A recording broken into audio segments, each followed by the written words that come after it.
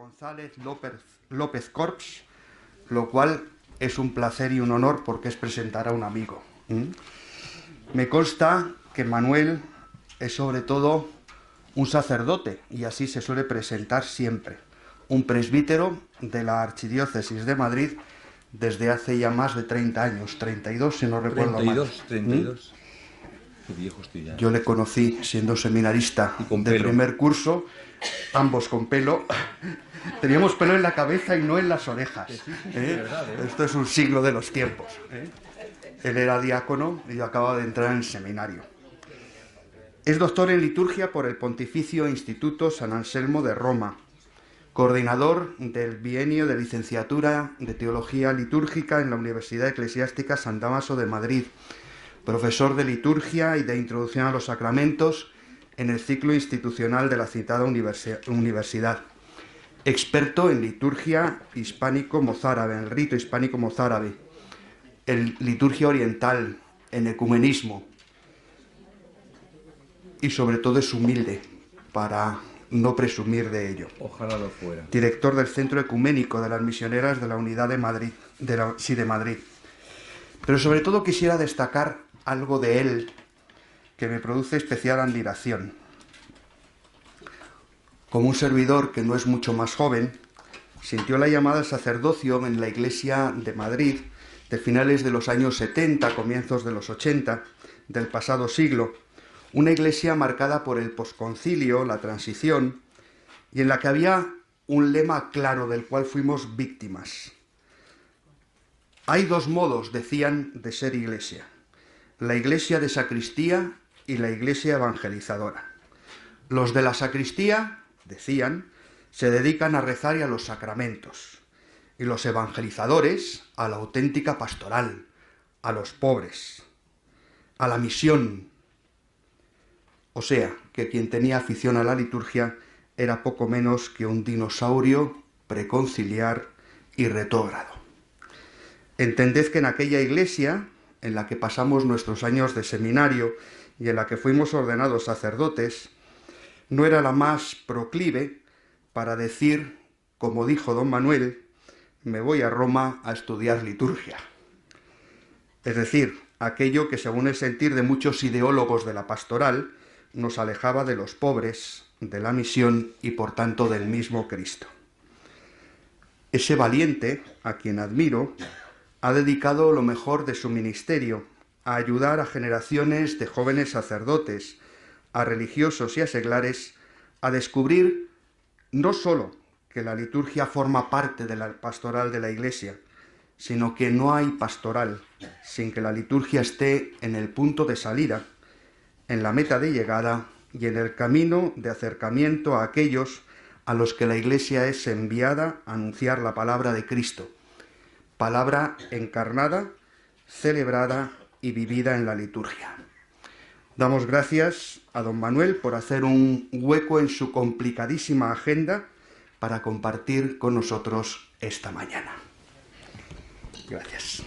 Muchísimas gracias al Padre y evidentemente no hemos venido a hablar de mí, sino a hablar de la Eucaristía. Por lo tanto, lo que hago es dar gracias a Dios por estar aquí de corazón, porque cuando yo era párroco, yo fui párroco en una parroquia de Madrid muy complicada, muy difícil, años muy complejos, en Carabanchel Bajo, pues también fui el que cupo en gracia fundar o introducir o acompañar la vida ascendente en la parroquia. Es decir, que supongo que continuará, porque yo luego fui a Roma, no es que fui, me mandaron, si lo veis porque me mandó, y después no he vuelto a la vida parroquial, muy a mi pesar, porque si me siento algo, como muy has dicho, muy acertadamente y precisamente has dicho, es ser cura. Es decir, que más yo siempre digo la palabra cura, porque en latín cura significa el que cuida.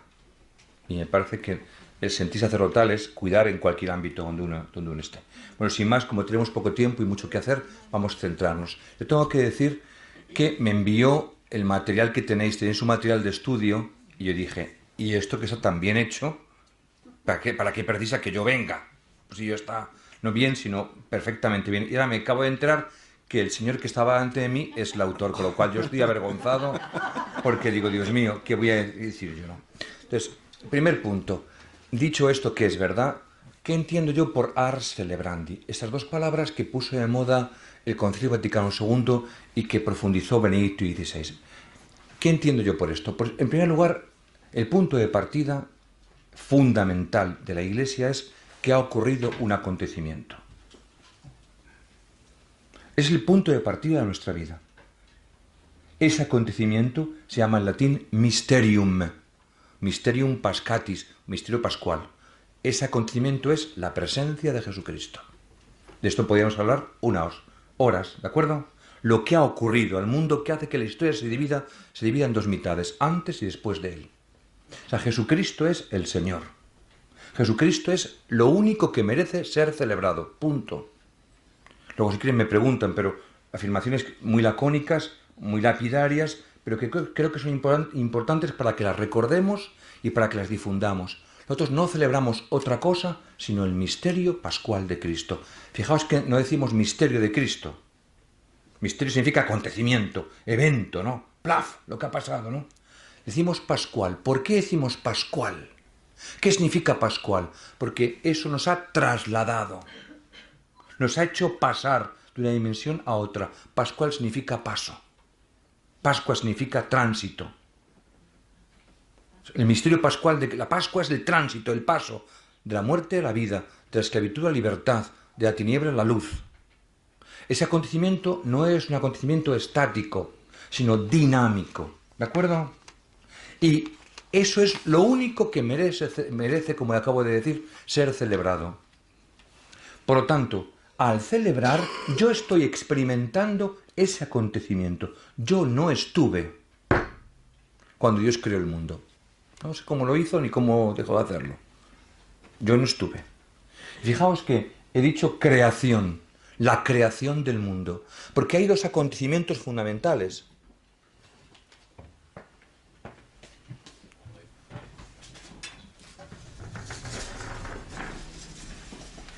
Que nos provocan admiración. La creación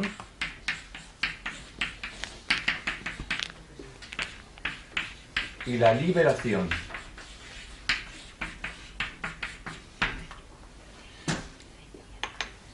Estos son los dos pilares fundamentales, de la fe judeocristiana. Creación y liberación. Liberación en cristiano se llama redención. ¿De qué nos habría valido haber nacido, haber sido creados, si no hubiéramos sido rescatados? ¿Veis esto? ¿De qué nos valdría existir si no hubiese liberación? ¿Para qué existir para la esclavitud? ¿Para qué existir para el pecado? Eso es Jesucristo. La presencia en la historia del pecado para cargar con el pecado. Ahí está el tema del sufrimiento, de la muerte, de la asunción como cordero.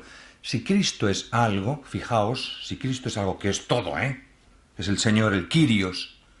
El Kyrios para mí tiene dos palabras en este contexto de Ars Celebrandi. Cristo es el sacerdote y Cristo es el cordero. ¿Se han dado cuenta en misa, hago un paréntesis, cuántas veces decimos cordero?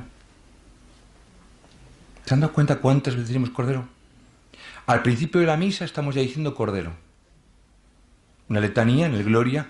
Cordero de Dios, que quites el pecado del mundo, ten piedad de nosotros. Cordero de Dios, que quites el pecado del mundo, atiende. Fijaos, desde el principio de la misa, Cristo es llamado Cordero. Cordero está en el ámbito de la liberación. Cordero es criatura que libera.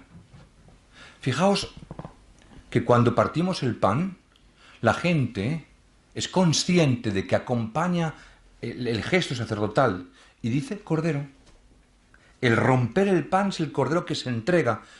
Tan importante es la fracción del pan, lo ha dicho Ángel antes muy bien, que es una letanía que dura todo el tiempo, porque hoy utilizamos formas de pan muy pequeñas, deberíamos utilizar formas grandes donde hubiese una fracción reiterada, donde pudiésemos al menos la mayoría comer de esa hostia, ¿no? Hostia significa víctima en latín. Hostia sin H significa puerta, hostiario, hostiaria, tú eres hostiaria, ¿no? Acompañas a la gente a la puerta o recibes a la gente a la puerta. Pero Cristo es la hostia, con H, significa la víctima, ¿de acuerdo? Hostia sin H es puerta y hostia con H significa víctima.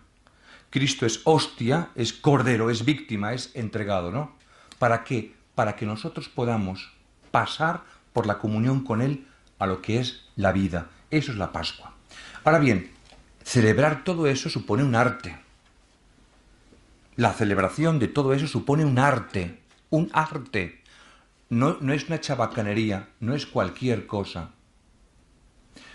Ayer pasé si tiene un rato libre, pasen por la noche por la calle Goya o por la calle Serrano. ¿De acuerdo? ¿De acuerdo? Miren qué decoración tienen qué decoración tienen los grandes comercios de Madrid. Nada está dejado a la improvisación. Todo es perfecto. Iba yo con un cura joven, me decía, fíjate cómo cuelga ahí el decorador, que vale muchísimo dinero, decorar hoy un escaparate, ¿eh?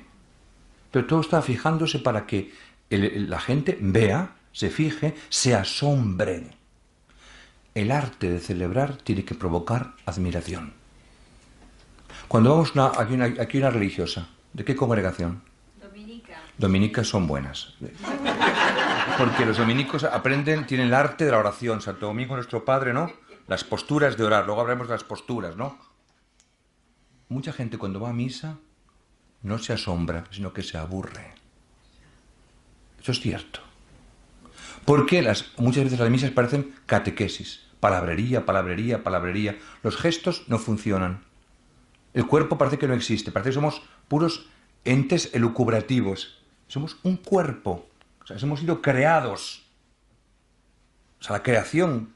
O sea, hay manos, hay pan, hay vino, hay agua, hay aceite.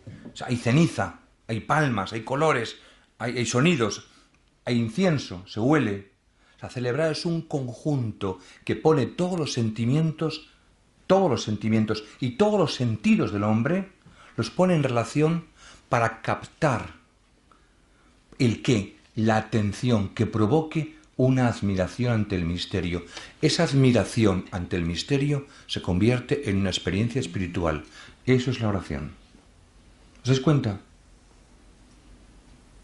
Si no hay esa experiencia de contemplación, o mejor dicho, de admiración, no estamos orando, estamos cumpliendo. No hay nada peor que entrar a misa tarde. No se rían, ¿eh? Yo estoy en una basílica donde celebro todos los domingos 550 personas sentadas. Un día les dije, yo, o sea, aquí no ha escrito, no soy el párroco, si fuese el párroco cerraría las puertas. Y les conté por qué, porque me había invitado a mi párroco ya mayor a la ópera unos días antes, a un concierto, ahí a la ópera, y yo tenía clase hasta las 9 de la noche, llegué tarde, claro, evidentemente, yo salgo a las 9 menos 10 de la universidad. Y me metieron en una salita como esta, donde hay una pantalla, y tuve que estar en la pantalla, habiendo pagado yo no pagué, pero pagó el cura, hasta el intermedio, que yo pude entrar después. Digo, ¿y por qué en misa no hacemos esto? Estoy exagerando, todos me entienden, ¿no? Pero a la gente no la hemos educado. Es un problema de educación. Es decir, yo aquí no vengo a cumplir. Si esto no es necesario para Dios, Dios no lo necesita, yo sí. Es justo, por la acción de justicia, es justo para con Dios y es necesario para mí. O sea, celebrar supone tomar conciencia de una convocatoria, de un grupo, de una fiesta, de una ritualidad, de un ágere, de un hacer. Yo voy allí no como mero espectador, donde entran en juego un montón de cosas. Primero el equilibrio, el ritmo. No puede haber una liturgia de la palabra de 25 minutos y una liturgia eucarística de 5 o 10. Eso la culpa la tiene usted, la tenemos los curas, ¿eh? Pero estamos estudiando aquí. No podemos cantar el Padre Nuestro, la culpa sí la tienen ustedes. No podemos cantar el Padre Nuestro si no hemos cantado antes algo de la anáfora, de la plegaria eucarística. ¿Por qué? Porque lo más importante, lo acaban de decir Ángel García antes que yo, es la anáfora, la plegaria eucarística. Si yo no canto algo de la plegaria eucarística, que es lo fundamental, al ser el canto un subrayado de lo fundamental, no puede cantar otras cosas. Por poner un ejemplo, en laudes y en vísperas, sí que debemos cantar siempre el Padre Nuestro, porque el laudes en vísperas son las únicas palabras del Evangelio que hay, ¿eh? Mientras que en la misa las palabras más importantes del Señor no son las del Padre Nuestro, las 7 peticiones, sino son las palabras de bendición y de acción de gracias que Cristo pronunció. Eso es teología pura, yo lo sé, pero esto basta que lo sepamos para que actuemos.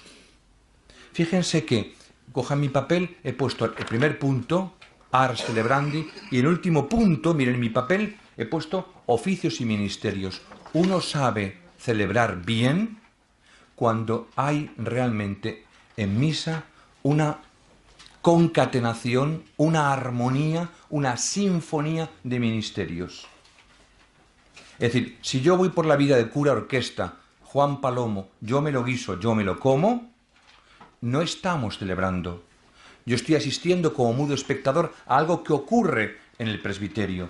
Pero piensen que el presbiterio o santuario es un lugar donde está el altar.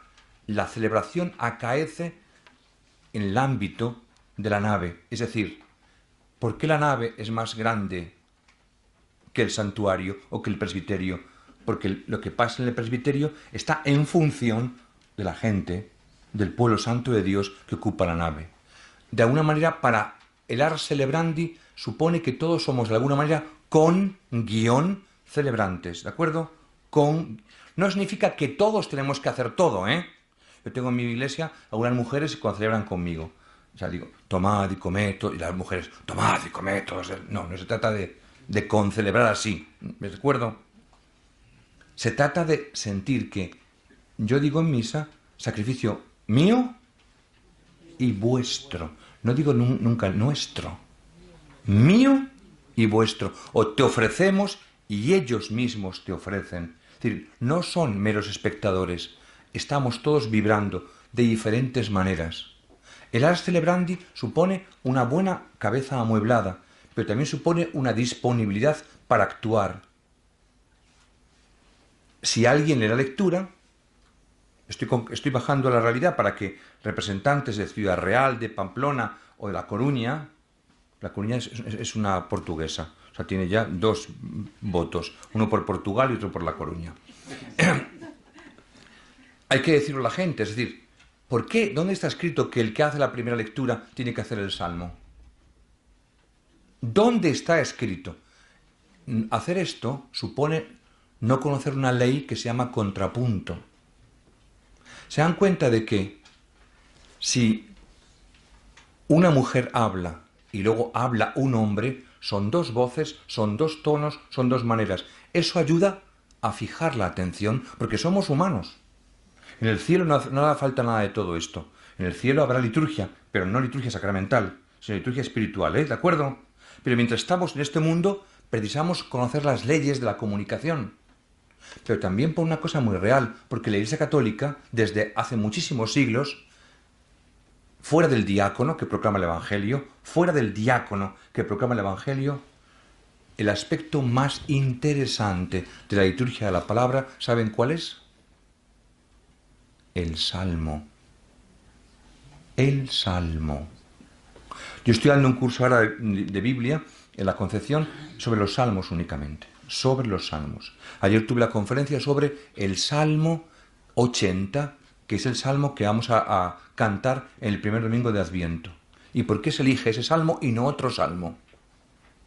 Todos los santos padres tienen grandes conferencias sobre los salmos. ¿Cuánto tiempo hace, Álvaro, que usted no escucha una buena homilía sobre un salmo en misa? Sobre un salmo.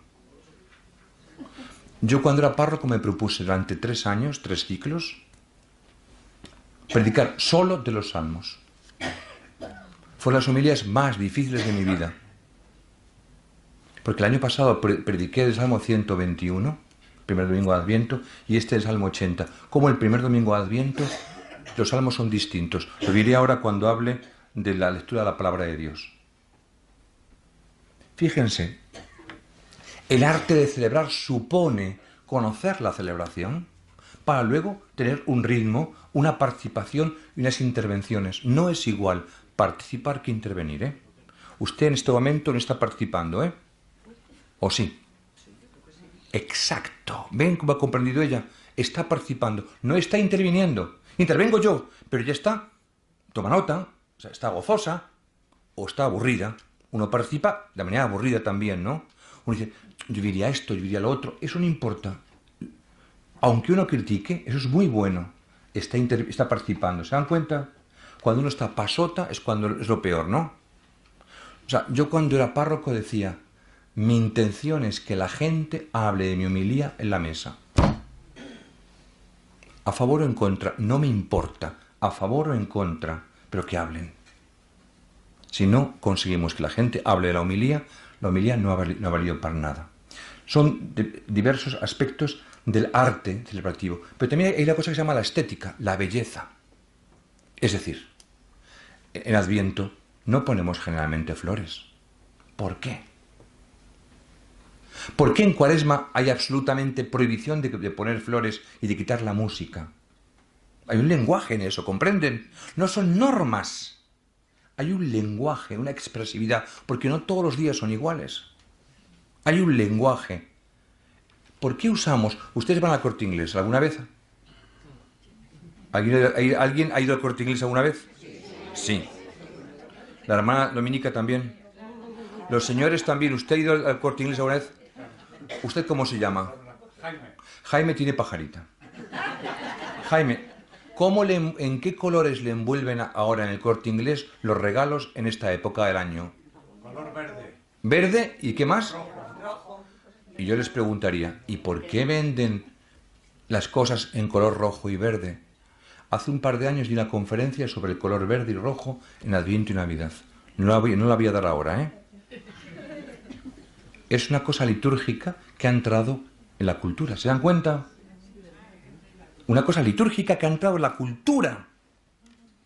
Luego nosotros hemos de potenciar lo nuestro. No hay nada más tonto que una persona diga que el árbol de Navidad es pagano o protestante.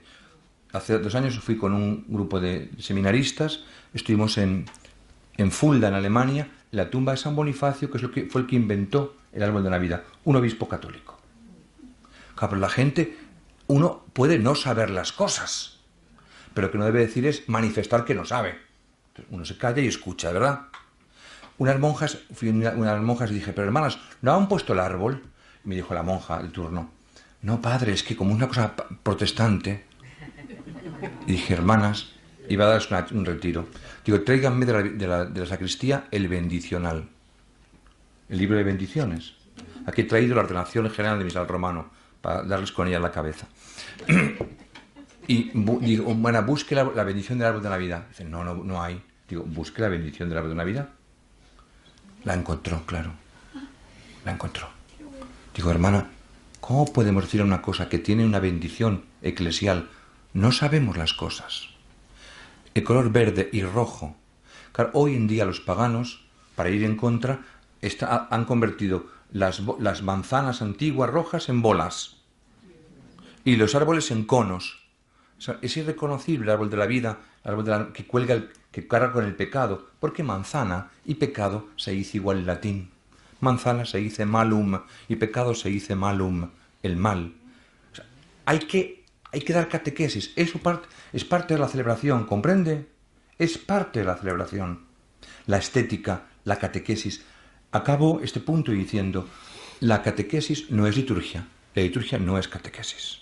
Pero la liturgia ha de ser catequética y la catequesis ha de ser litúrgica. ¿De acuerdo? Dicho esto, diversos elementos en la misa que tienen ahí. Voy muy brevemente. Lectura de la palabra de Dios y su explicación. Miren, nosotros organizamos la palabra de Dios en misa, en ciclos, en 2 tipos de esquemas, dominical y ferial. El dominical va por padres espirituales. ¿Usted tiene padre espiritual? ¿Usted tiene padre espiritual? Sí. Durante todo 2017 lo conozco muy bien. Conozco a su padre espiritual. El que la ha guiado lo conozco muy bien. Se llama Mateo. Pero usted ha dicho que va a cambiar ahora a partir del domingo que viene. Se va a llamar Marcos. El año que viene va a decir otro Lucas. Entonces vamos cambiando de padre espiritual. ¿Y qué hacemos con San Juan? San Juan en el rito romano está vinculado solo a la Pascua. Las 3 semanas intensivas de preparación a la Pascua, la mitad de la Cuaresma adelante, todos los días San Juan. Jueves Santo, San Juan. Viernes Santo, San Juan. Domingo de Pascua, San Juan. Toda la cincuentena, fundamentalmente San Juan. Esto hay que saberlo, cómo está estructurada la palabra de Dios, porque es nuestro Padre espiritual, es nuestro ayo, nuestro compañero espiritual. Este año hemos sido guiados por Mateo, que no tiene nada que ver con Lucas. Repito, que no tiene nada que ver con Lucas. Porque el mismo Evangelio, Dios ha querido que tenga 4 fuentes. ¿Se dan cuenta? Y las 4 fuentes están una cada año, Mateo, Marcos, Lucas y Juan, todos los años en un contexto. ¿Cómo? Con 3 lecturas, profecía, apóstol, evangelio. A diario, con 2 lecturas, epístola y evangelio. Epístola y evangelio es la manera romana, profecía, apóstol y evangelio, la manera hispana o hispano-galicana. Es decir, la Reforma del Vaticano II ha metido lo nuestro, lo mozárabe, lo ha metido en misa. ¿De acuerdo? Porque ustedes van a misa antes, los domingos también había solamente epístola y evangelio, ¿no? Hoy tenemos un esquema dúplice y los domingos 3 lecturas, los días laborables nada más 2. ¿Cómo está estructurada? De una manera muy sencilla, de tal manera que el centro es el evangelio y la primera lectura depende del evangelio. La segunda va por libre, excepto en las fiestas o días temáticos. Y el salmo no se puede coger cualquier salmo. Hay que escoger ese salmo, no otro salmo, porque el salmo es la respuesta a la primera lectura. El salmo tiene siempre algo que ver con la primera lectura. Se puede hacer como se quiera. Repito, se puede hacer como se quiera. Podemos cantarlo todos juntos. Podemos cantarlo una persona todo el salmo entero, ella sola. O podemos hacerlo de manera responsorial, ¿de acuerdo? Eso está dicho en el documento este que se llama Ordenación General de la Liturgia de las Horas. ¿Pueden cambiar la respuesta? Sí. No pueden cambiar nunca el salmo. ¿Vale? Ahora bien, en Pascua los católicos no leemos el Antiguo Testamento. En Pascua leemos únicamente el Apocalipsis, en vez del Antiguo Testamento. Esto viene también del rito hispano. Es una influencia de Isidoro de Sevilla, de los godos.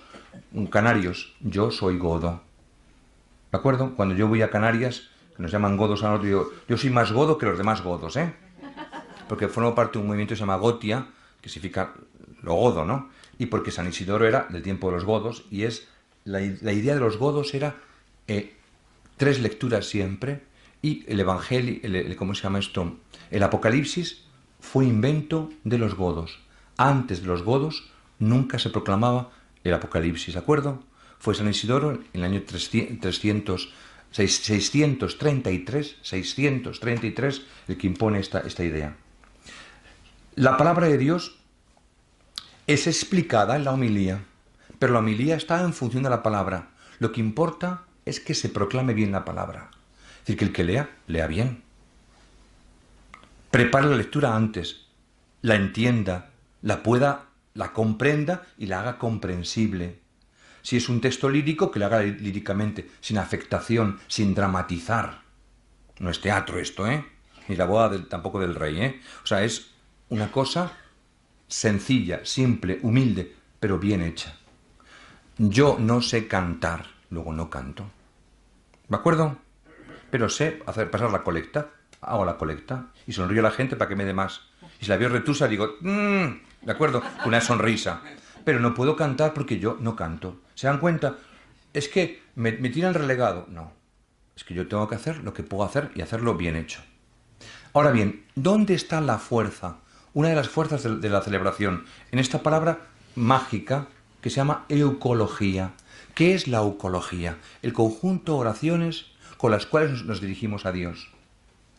En el rito romano hay una eucología muy sencilla, muy breve, pero muy interesante. Cada domingo tiene 4 textos distintos. La colecta, la oración sobre las ofrendas, el prefacio, que es lo más importante, y la oración de poscomunión. ¿Usted cómo se llama? No, el señor. Fernando. Tiene usted mañana que dar en una parroquia de Madrid una charla sobre la Inmaculada Concepción. ¿Se atreve? Posiblemente sí. Muy bien. ¿Y sabéis por qué se atreve? Porque tiene un método en la cabeza. El método en la cabeza es este. Tiene un método en la cabeza ya. Entonces no tiene miedo. ¿Por qué? Porque dice, Manuel ha dicho, ha comenzado con la palabra de Dios. Voy a ver qué lectura se proclama en el Día de la Inmaculada. Y ya lo tengo. ¿Se dan cuenta? Pero Manuel acaba de decir la eucología. Y la eucología más importante es el prefacio. ¿Qué prefacio se reza el Día de la Inmaculada?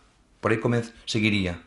Pero después, en las oraciones, la más importante después del prefacio es la primera oración de la misa.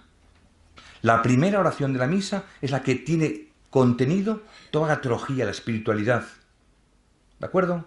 Y si ya usted quiere quedar como lo mejor del mundo, ¿ustedes rezan alguna vez laudes y vísperas?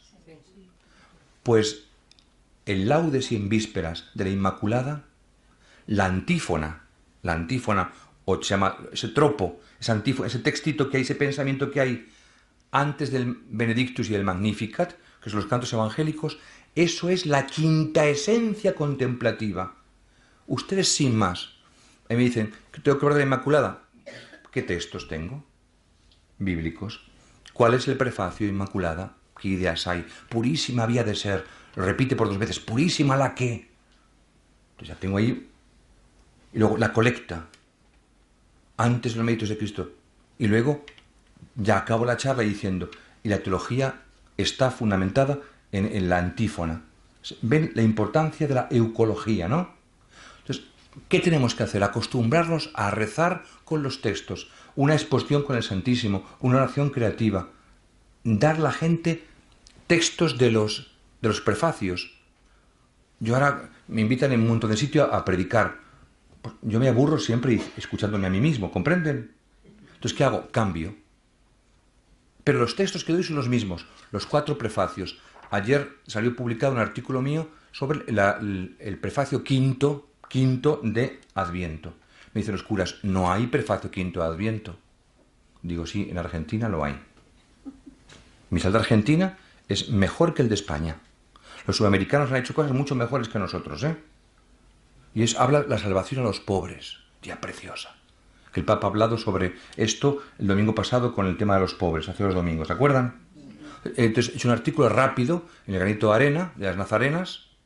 Estuve dándoles un curso en Málaga sobre prefacios y otro en Palencia este verano, 15 días, enseñándoles a rezar con los textos. Tercero, importancia del canto. No se puede cantar cualquier cosa en misa. ¿De acuerdo? Repito, no se puede cantar cualquier cosa en misa. Tercero, no se puede cantar cualquier cosa en misa. ¿De acuerdo? No sé si todos comprenden el castellano. ¿Español con acento madrileño? Sí. Hay cantos litúrgicos, hay cantos religiosos y cantos con mensaje. 3 niveles, 3 registros. En la misa se cantan cantos litúrgicos. En un fuego de campamento se pueden cantar cantos con mensaje. En otra oración se cantan cantos religiosos. ¿De acuerdo? Los cantos religiosos son importantísimos. Los cantos litúrgicos son sublimes. Los cantos litúrgicos deben ser fundamentalmente bíblicos, que tengan un mensaje que confiesen la fe y que sepan lo que van a decir y que estén compuestos para la misa. Por ejemplo, saber que vendrás. Eso no se puede cantar jamás. Nunca. A partir de hoy lo borran. Cogen su esta y lo rompen. Porque he estado en Madrid y me han dicho, esto no se puede cantar. ¿Por qué? Pero porque si analizan la letra, no sabemos quién es el sujeto de esa oración, ni el objeto de esa oración. Y porque no ha sido compuesto para la liturgia. Es un canto de cuando yo bailaba con las chavalas cuando tenía 17 años. ¿Se dan cuenta? Entonces, a mí me evoca los guateques que se decían en mi época. Porque era de Simon and Garfunkel. Y eso no es la Eucaristía. Sé que se canta en toda España. Algo horrible es yo no soy nada y de un polvo nací. Eso además de que evoca algo erótico, ¿se dan cuenta? No es propio. Porque un hombre, un adulto, un varón no dice toma mis labios, te quiero. Mi padre no podía cantar eso, ¿comprenden? Y si mi padre no podía cantar eso, en mi misa no se canta. Vale para un fuego de campamento para adolescentes. ¿Se dan cuenta? Pero un hombre adulto no canta esas cosas. Se están riendo, pero lo que estoy diciendo es una realidad como un templo. Hay cantos difíciles que sabemos de memoria. Usted, el señor del fondo, ¿cómo se llama? Miguel Ángel. Miguel Ángel, ¿usted conoce un canto que se llama Salve Madre, la tierra de mis amores? ¿Cómo? ¿Lo conoce? Es muy difícil de recordar. Las notas son muy difíciles. Pero Miguel Ángel lo conoce. ¿Qué significa que estoy diciendo? Que un canto difícil, si penetra en el corazón, lo recordamos. ¿Se dan cuenta de lo que estoy diciendo? Cuando un canto es valioso en música y en letra, la gente lo retiene. Un chunda chunda pasa de moda. Ese canto es muy antiguo. ¿Se dan cuenta? Y sigue valiendo para hoy. Es muy antiguo. Yo estaba en Inglaterra 10 años. Cantaban cantos de 1700 y pico. En mi parroquia nunca hay cantos tan antiguos. Vamos siempre a la última. Y a veces lo último no es lo mejor. Y en la liturgia hay que coger de lo antiguo y de lo moderno. Todo. El canto es muy importante. Hay que saber lo que se canta. ¿Saben cuál es el canto más interesante de la plegaria eucarística? El amén final. El segundo, el Sanctus. Claro, si yo acabo de decir eso, tendría que hacer una catequesis sobre qué significa la palabra amén. Si yo pregunto a ustedes la triple valencia del amén, ¿lo sabrían? Amén significa 3 cosas. Esto es así, esto lo creo y esto me compromete. Fíjense en hebreo, esto es así, esto lo creo, esto me compromete. Fíjense qué fuerte es esto que estoy diciendo, ¿eh? Esto es así, que sea así, esto lo creo porque es así y porque lo creo me compromete. ¿Se dan cuenta? Claro, cuando uno en un grupo de adultos uno puede ensayar diversos amenes y esto viene, pero que muy, muy bien, ¿no? Del canto habría que hablar un montón de cosas. Hay cantos litúrgicos y cantos devocionales. Antes Ángel ha puesto aquí un canto que ponía Santa María de la Esperanza. No es un canto litúrgico. Es un canto devocional, pero es muy importante que los cantos existan. ¿Se dan cuenta? No es litúrgico. Porque ya lo ha dicho cuando podéis ir en paz, ¿no? Pero es interesante que también en la liturgia haya elementos de ese tipo. ¿Comprenden? Porque además es parte de la tradición hispana.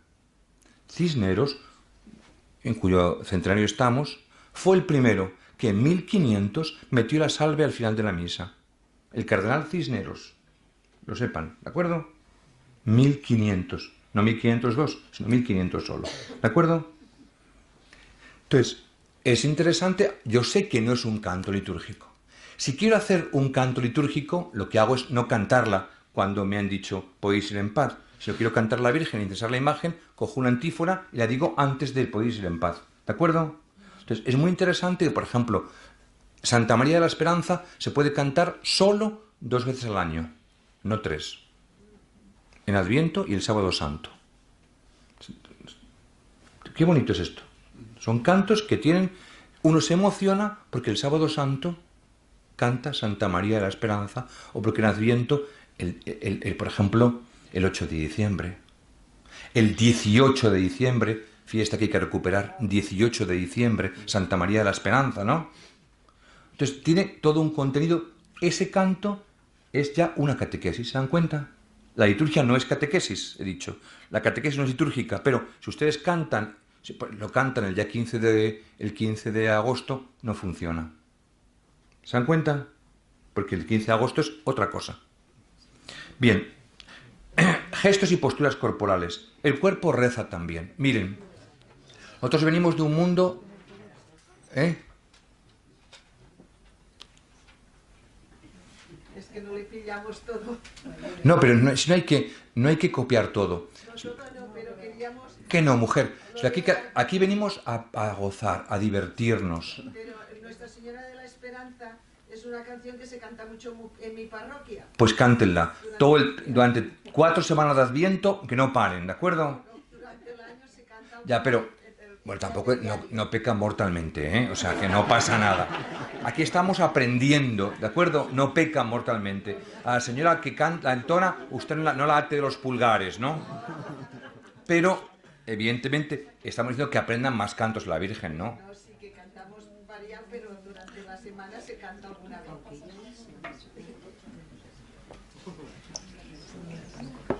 El cuerpo. El cuerpo reza. Bueno, yo tengo los dos meniscos rotos, los dos, no uno, dos. Cuando me rompí el de la derecha me dijo el médico, el año que viene tendrás el de la izquierda. Efectivamente, no era profeta, sino que sabía el Señor, ¿no? Pero yo intento arrodillarme, y si no puedo arrodillarme, me inclino profundamente.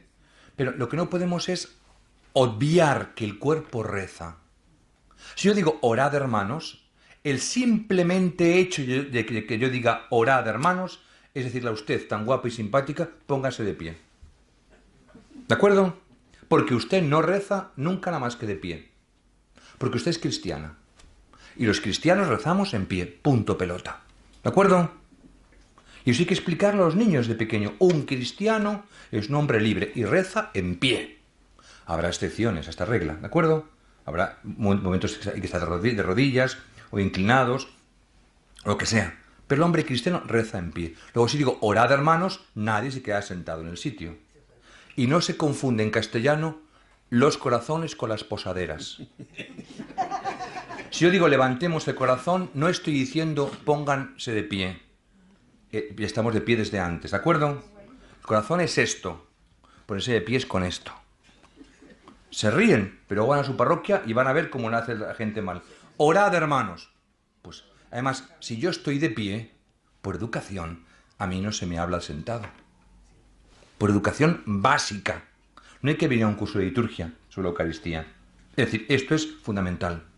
Luego hay que aprender también en que los gestos son importantes. En el nombre del Padre, del Hijo y del Espíritu Santo. No se hace esto. Tampoco se hace esto. No. Se puede hacer así. Es más, hasta el siglo XIII todos lo hacíamos así. ¿De acuerdo? Acabando en el corazón, como lo hace todavía Oriente. En el siglo XIII cambió la moda, pero no besen nada. Cuando lo hagan se van a acordar de mí, ya verá otra vez. Es que antiguamente se hacía con una cruz. Y cuando no está la cruz, se besaba la cruz. O si no había cruz, se besaban los... Pero hoy en día no ponemos los dedos de ninguna manera. Entonces, en vez de poner los dedos, el pulgar. El pulgar debe ser muy querido para la gente porque... Yo les pondría... Yo creo que había que poner en las parroquias varias cosas. Una, en vez de quitar las pilaguas de agua bendita, quitaríamos todas y pondríamos pimentón en ellas. Entonces, que todo el mundo... Entonces, cuando vaya a hacer ¡paf! Sucede una vez, pero no vuelve a suceder más. Luego, los cipreses creen en Dios, pero nosotros no somos cipreses. Si llega la epíclesis, uno se agazapa en el banco. Si no puede, pues cuando el cura hace la genuflexión, se inclinan profundamente. Hay dos maneras de inclinarse, por respeto y por adoración. Distingan entre el culto latréutico y el culto de veneración. Hay culto de latría y culto de dulía. Chari, ¿me sigues? ¿Me sigues, Chari? ¿El culto de dulía cuál es? El culto que se da a la gente buena como tú, ¿de acuerdo? Cuando te mueras diremos, esta mujer es santa. Pero ahora tenemos... ¿Tú sabes lo que es un hipermercado? ¿Qué es un hipermercado? Un mercado muy grande. Un mercado muy grande. Pues la Virgen es santa, pero más que tú. Por eso el culto a la Virgen es de hiperdulía, es más que de veneración. O sea, es una veneración a lo grande. O sea, pero la Virgen no se la adora. No se la adora, se la venera. Pero tenemos un culto a la Virgen de una gran veneración. Una veneración importante. Y eso se expresa de muchas maneras. Pero a la Virgen, delante de la Virgen no hacemos genuflexión, ¿de acuerdo? Como tampoco hacemos genuflexión nunca cuando pasamos en misa. Delante del sagrario. No hay culto al sagrario durante la misa. Hay que distinguir entre el culto a la Eucaristía, que se hace después de la celebración, y el culto eucarístico, que es la propia celebración. Si yo paso ante el altar, el gesto corporal es me inclino al altar. Si está el obispo, me inclino ante el obispo. Si está el Santísimo, no se hace nada. Nada más que al principio o al final de la celebración. Todo está aquí bien explicado en la ordenación general del misal romano. ¿De acuerdo? Ven como aquí hay un montón de cosas. Último elemento de la misa, el silencio. Esto es lo que más echa de menos la gente. Palabras y palabras y palabras. Ángel decía que hay una nueva redacción. Aquí aparecen 5 veces más menciones al silencio que en la anterior edición. Hemos de recuperar los silencios en misa, no excesivamente prolongados, porque aburrirían, pero momentos tranquilos donde haya un momento de relax. Vamos a intentarlo ahora.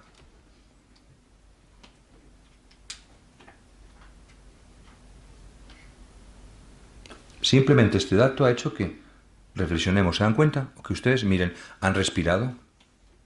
Pero en misa no hay tiempo para respirar. Todo es pum, pum, pum, pum, pum, pum, pum. Por ejemplo, el misal dice que preferentemente las ofrendas sean en silencio. Se puede cantar y se puede alguna vez decir bendito sea Señor Dios del universo, ¿no? Pero no es necesario decirlo en voz alta. ¿De acuerdo? No es necesario decir en voz alta. Lo que es necesario, hay que hacerlo. Lo que es obligado, hay que hacerlo. Lo que no es obligado, pues no hay que hacerlo. ¿De acuerdo? Si no se quiere. El silencio es más importante de lo que parece. Porque Ángel ha dicho antes una palabrota que estaba ahí al fondo y digo, este hombre dice palabrotas. Ha dicho epíclesis. Esto es muy serio decir epíclesis. Le ha faltado otra, que es anamnesis. El esquema que tenía ahí puesto era muy bueno, tenían que haber dedicado más tiempo y haberme quitado a mí de en medio. Epíclesis, fíjense lo que voy a explicar ahora para siempre. El Señor es un cura. Y el cura, para invocar al Espíritu Santo, rompe el silencio. Fíjense lo que acabo de decir, ¿eh? Él rompe el silencio. Y hace un gesto, que en este momento es un gesto que se llama de sombra. Hace sombra sobre los dones. Porque nosotros los latinos decimos, cogemos el texto bíblico, el Espíritu Santo te cubrirá con su sombra. Por eso será santo, ¿no? De los latinos, nosotros somos latinos, los orientales cogen esto, ¿ven? El velo que ha cubierto el cáliz, cogen el velo y hacen esto. Esto se llama aire. Aire se dice en griego neuma, neumático, o en hebreo ruaj, aire. Espíritu es ruaj, neuma es espíritu. Ellos invocan al espíritu haciendo así, nosotros haciendo sombra. Pero el cura rompe el silencio. ¿Y qué hace el pueblo? Custodia el silencio. Fíjense, no es que el pueblo esté sin hacer nada, sino que el hecho de guardar silencio es de invocar al Espíritu Santo. ¿Nunca han ido ustedes a una ordenación sacerdotal? Y dice, el pueblo permanece en silencio. Van los curas imponiendo las manos. ¿Qué hace el pueblo? Custodiar el silencio. No hay música de órgano, no hay municiones, porque es la manera en que el pueblo invoca al Espíritu del Señor. Esto hay que aprenderlo, porque no se sabe generalmente. Y el pueblo invoca al Espíritu Santo hincándose de rodillas. Por eso cuando yo hago así, con mi gesto, usted hinca las rodillas. En la liturgia antigua, el Veni Creator se rezaba de rodillas. El Alma Redentoris Mater de la Virgen se rezaba de rodillas. No voy a explicar por qué, es muy interesante. Cuando usted, hermana, se hizo monja, ¿cómo se hizo? ¿De pie o de rodillas? De rodillas. No porque estaba penitente, sino porque dice, la vida que me espera va a ser mi nina, ¿eh? ¿Usted está casado o soltero? Yo, casado. Felizmente casado, se dice. ¿Usted cómo se casó? ¿Cómo se casó? ¿De rodillas o de pie? De pie. No. Le aseguro yo que no. No se casó de pie. Nadie se ha casado de pie. La bendición. La bendición. Ah, ven, usted se comprometió con su esposa de pie, pero se hincó de rodillas que el cura les bendijo. ¿Y para qué se hincó de rodillas? Para invocar al Espíritu Santo. En España, solo en España, tenemos una tradición hispana que es que un velo blanco y rojo cubra. San Isidoro explica eso como la materialización de la gracia del Espíritu Santo.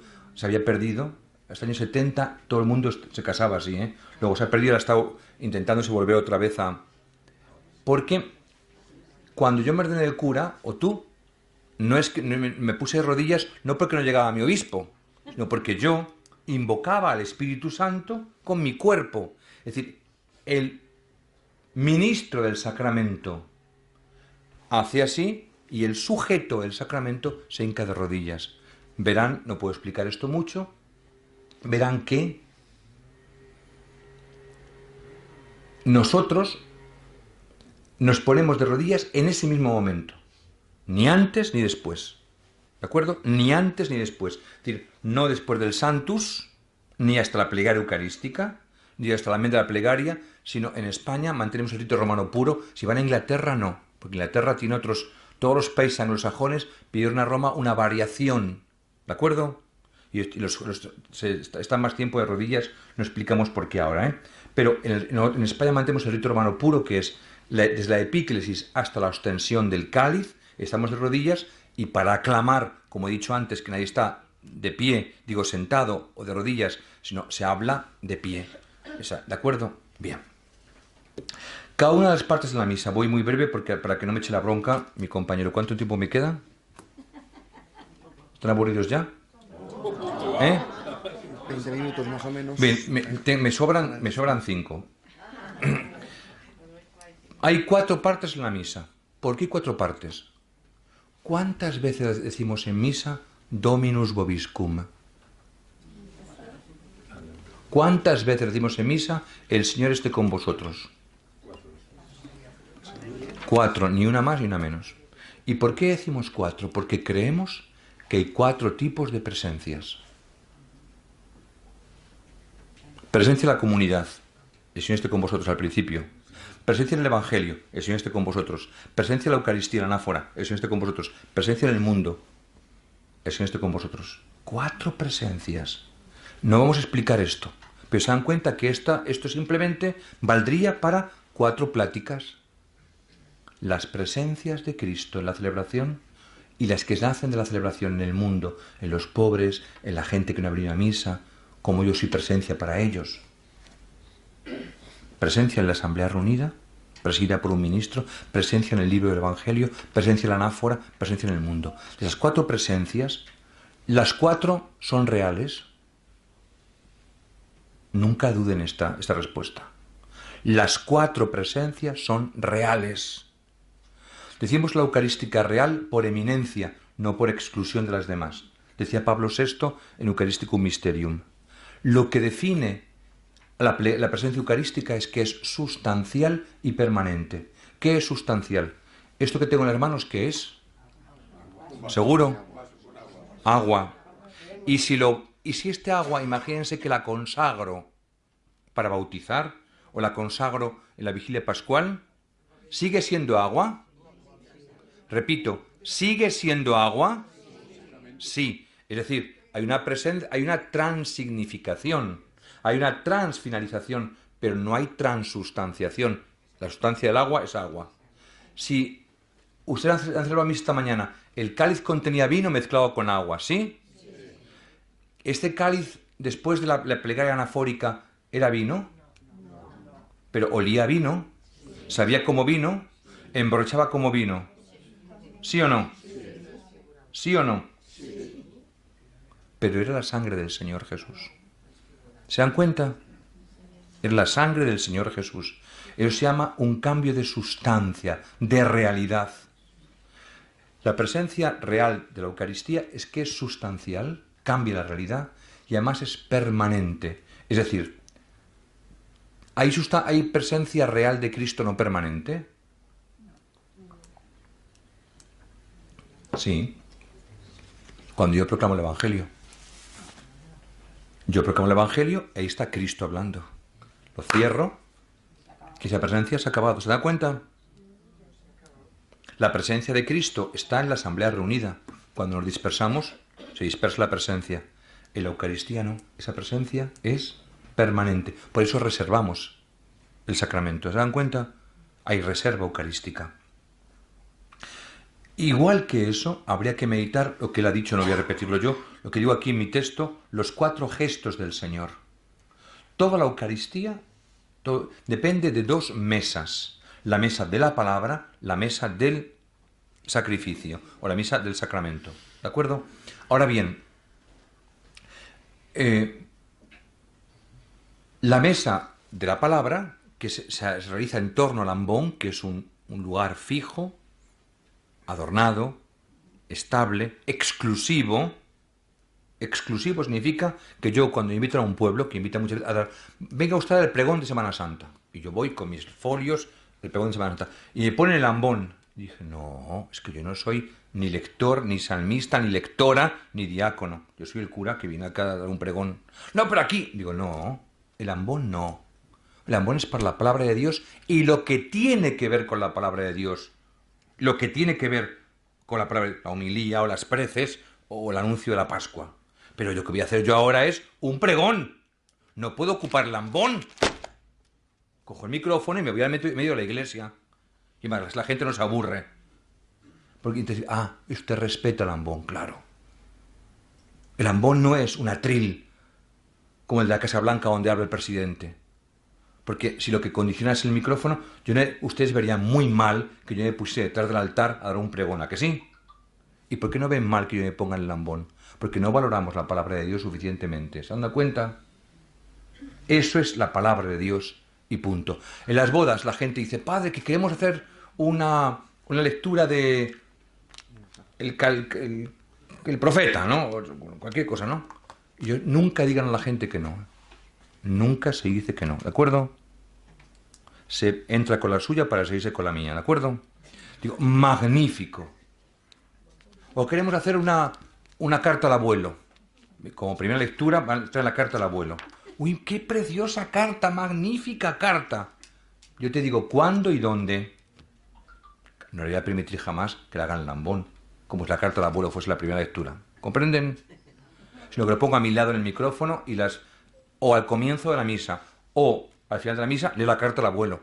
Pero no la hacen ni en el lugar ni en el tiempo de la palabra de Dios. Esto es creer que el ambón es el lugar de la palabra de Dios. ¿Se dan cuenta?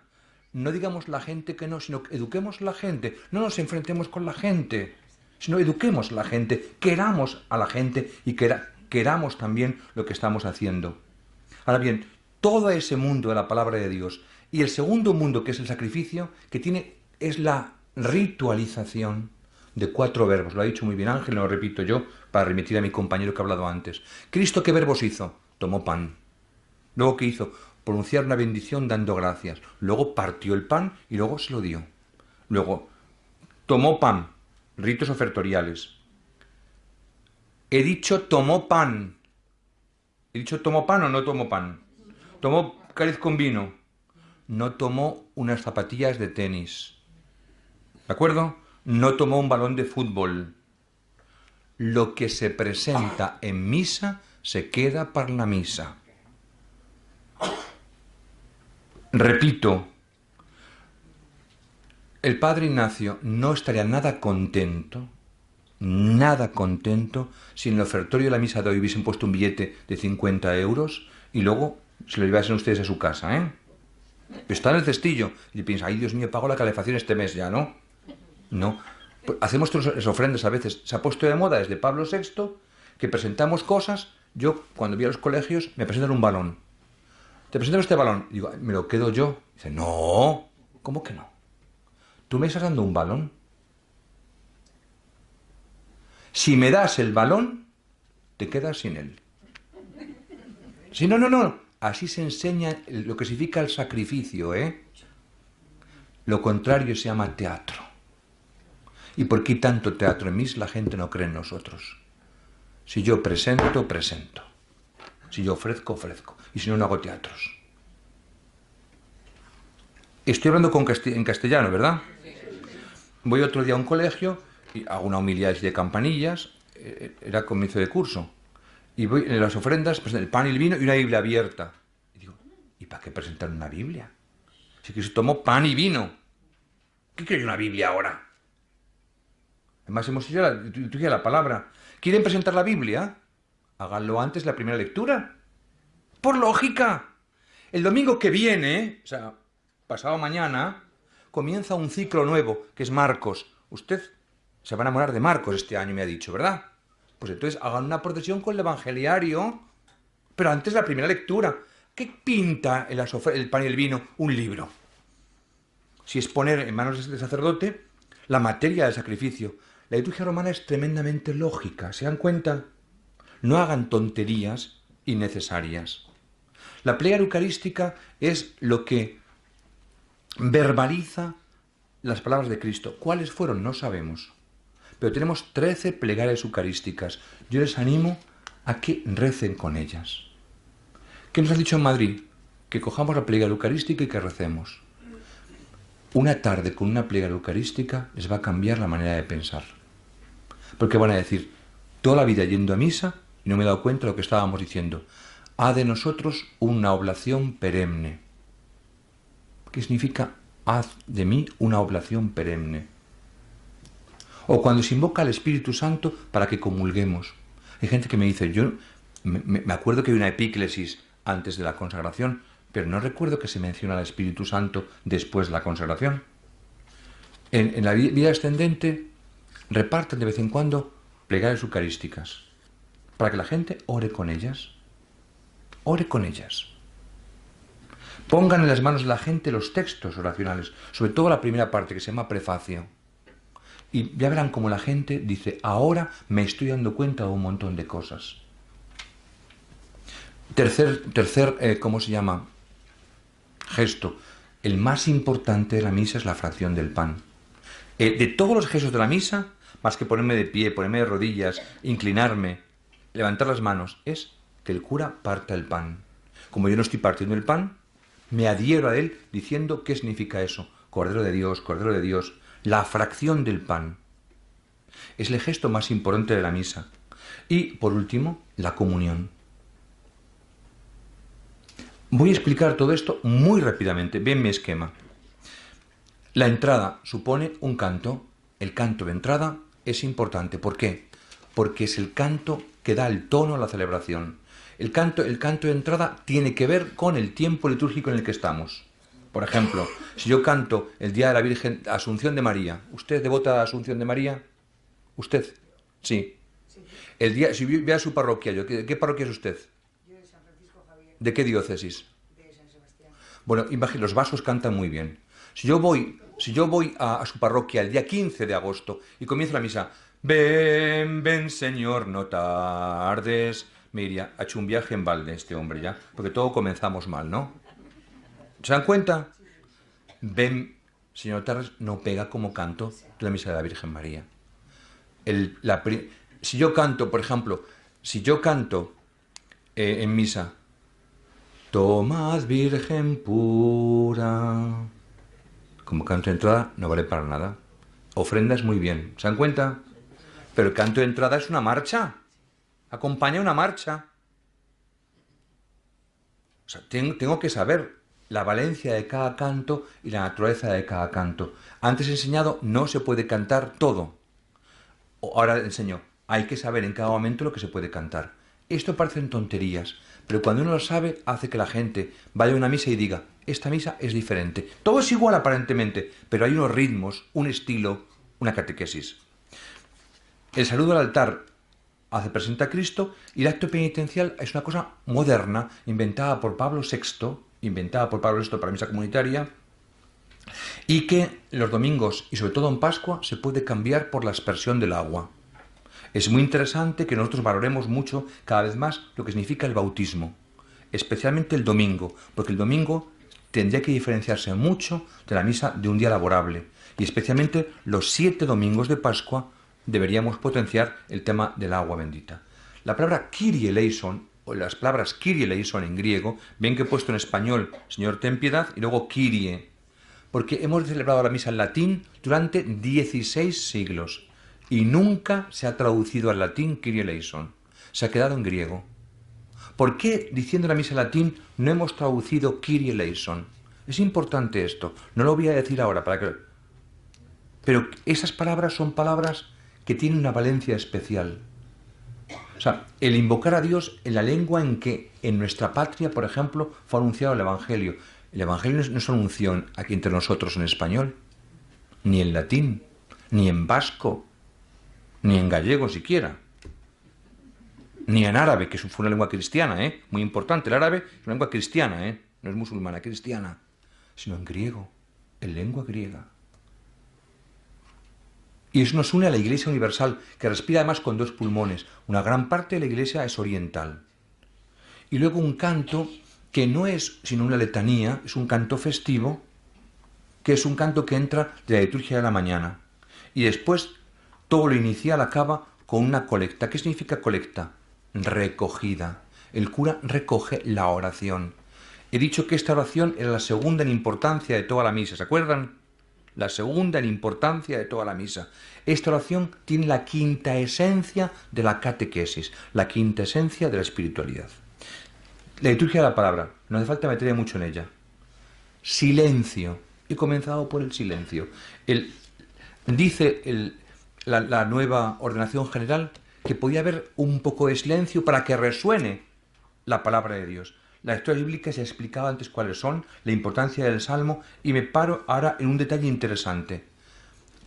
Comencemos a cuidar la aclamación antes de la lectura del Evangelio. Si no se canta, puede omitirse. Si se canta, el lector o la lectora que lo lea, leámosla muy lentamente, porque la aclamación al Evangelio generalmente es el resumen del Evangelio.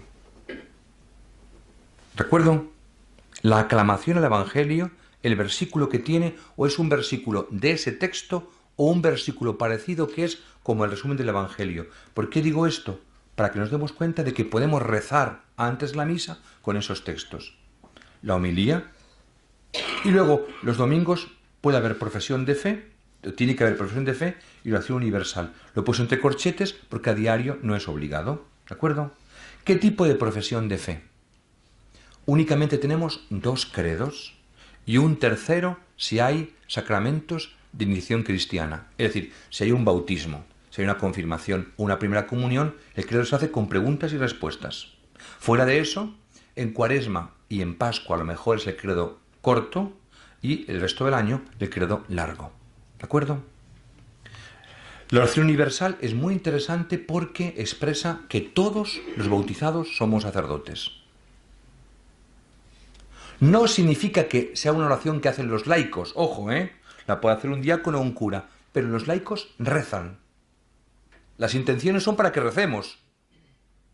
Lo importante no es que sea la señora que esté arriba, si es una señora y un señor, mejor todavía, pero lo importante es que todos recemos con el silencio, primero con la audición, el silencio y una respuesta. El tercer bloque, ya lo hemos visto, preparación de dones. Hay una oración sobre esos dones. Y luego viene la anáfora o plegaria eucarística. Ven que le he puesto también un asterisco. ¿Por qué le he puesto un asterisco? Porque estamos en un momento interesante para meditar, lo que he dicho antes. La anáfora comienza con un prefacio. Sigue con el santo. Hay una fórmula de enlace que se llama post santus. Una epíclesis consacratoria. El relato de la institución y una aclamación. Esa aclamación es triple. Triple. Es muy interesante que ustedes en vida ascendente aprendan las 3 aclamaciones que existen. Yo aconsejo, guarden esto y cópienlo. ¿Usted qué copiaba? La primera, para Adviento Navidad. La segunda, para tiempo ordinario. La tercera, para Cuaresma y Pascua. Simplemente, Ángel, con esas ideas se puede hacer una conferencia. ¿Se dan cuenta? ¿Por qué la primera, Adviento y Navidad? ¿Por qué la segunda, todo el tiempo ordinario? ¿Por qué la tercera, Cuaresma y Pascua? Basta con que ustedes las analicen y van a ver que lo que estoy diciendo tiene una importancia catequética. ¿De acuerdo? El rito de la comunión comienza con las 7 peticiones del Padre Nuestro. Hay 2 momentos interesantes. Uno es obligatorio y otro no. La comunión se prepara con 2 elementos, el Padre Nuestro y el gesto de la paz. El gesto de la paz en el rito romano es siempre voluntario, no es obligatorio. Es interesante, por ejemplo, yo siempre lo quito en Adviento y siempre lo quito en Cuaresma. La gente dice, anda, se le ha olvidado el cura, ¿no? No, no se me ha olvidado. Quiero provocar la importancia de la paz, que no es simplemente, hola, ¿eh? El sobeteo. El sobeteo. Sí, sí. Pero este sobeteo no se manifiesta en la calle, que es el problema. Lo que importa es que sea instrumento de paz en la calle, no sobando al compañero. Hace 2 o 3 años tuve una experiencia magnífica. La he contado muchas veces, en televisión la he contado varias veces. Me ha ocurrido a mí. Me dijo un señor, padre, llevo 32 años sin hablar con mi hermano. Y vengo a misa, habitualmente. Fue un problema de partición de herencias y no nos hablamos. Y usted dijo en el Cuaresma que lo importante era la ausencia, darnos la paz, para que luego buscásemos fuera de la misa con quién tengo que ponerme yo en paz. Y me di cuenta que con quien no estoy en paz es con mi hermano. Me he dado la paz muchas veces y ahora el no darme la paz en misa me ha provocado que me haga una violencia tremenda y que vaya a hablar con mi hermano. Me he reconciliado con él, porque usted quitó la paz hace 2 domingos. ¿Se dan cuenta? Porque yo en Cuaresma no doy la paz. Como se puede quitar. ¿Y saben por qué? La gente no es tonta. La gente, háganla pensar. ¿Cuál es la palabra clave de Navidad? Paz en la tierra. O sea, los ángeles dicen paz, ¿no? Luego, el tiempo que prepara Navidad, el que haya una ausencia, prepara la presencia. Adviento está en función de Navidad, es un contrapunto a Navidad. ¿Se dan cuenta? Hay un juego de ausencias, presencias. ¿Cuál es la palabra clave en el tiempo de Pascua? El saludo pascual del resucitado es la paz con vosotros, ¿no? El no darnos la paz en Cuaresma no es un acto de penitencia, es hacer penitencia buscando a quien tengo que... Aquí habría mucho que hablar, ¿se dan cuenta? El rito romano es un rito muy pedagógico, por eso he puesto ahí. Y luego la fracción del pan, la importancia que tiene, que esto no es para hablar a los laicos, sino sería cuando hablan los curas, hacer el gesto de la paz como Dios manda, no comerse la hostia entera, sino únicamente un trozo, solo un trozo, dice el misal, solo un trozo. La importancia de la comunión bajo las 2 especies. La gente se pelea hoy mucho porque de pie o de rodillas, la mano en la boca. No hagan peleas de esas cosas. No hagan peleas. Estén en comunión con Dios y en comunión con ustedes. Cada uno haga lo que quiera. Pero no olviden algunas cosas fundamentales. ¿Quién inventó comulgar en la boca? ¿Quién inventó comulgar en la boca? ¿Cuándo se dejó de comulgar en la mano para meter en la boca el pan consagrado a los fieles? ¿Quién inventó esto? Porque saben que, yo lo conté el domingo en misa, ¿saben cómo los primeros cristianos decían que Cristo es rey? Haciendo con sus manos un trono. La gente me coge la hostia, ¡pum!, y se la lleva. Digo, no, no es eso, no es eso. Un trono.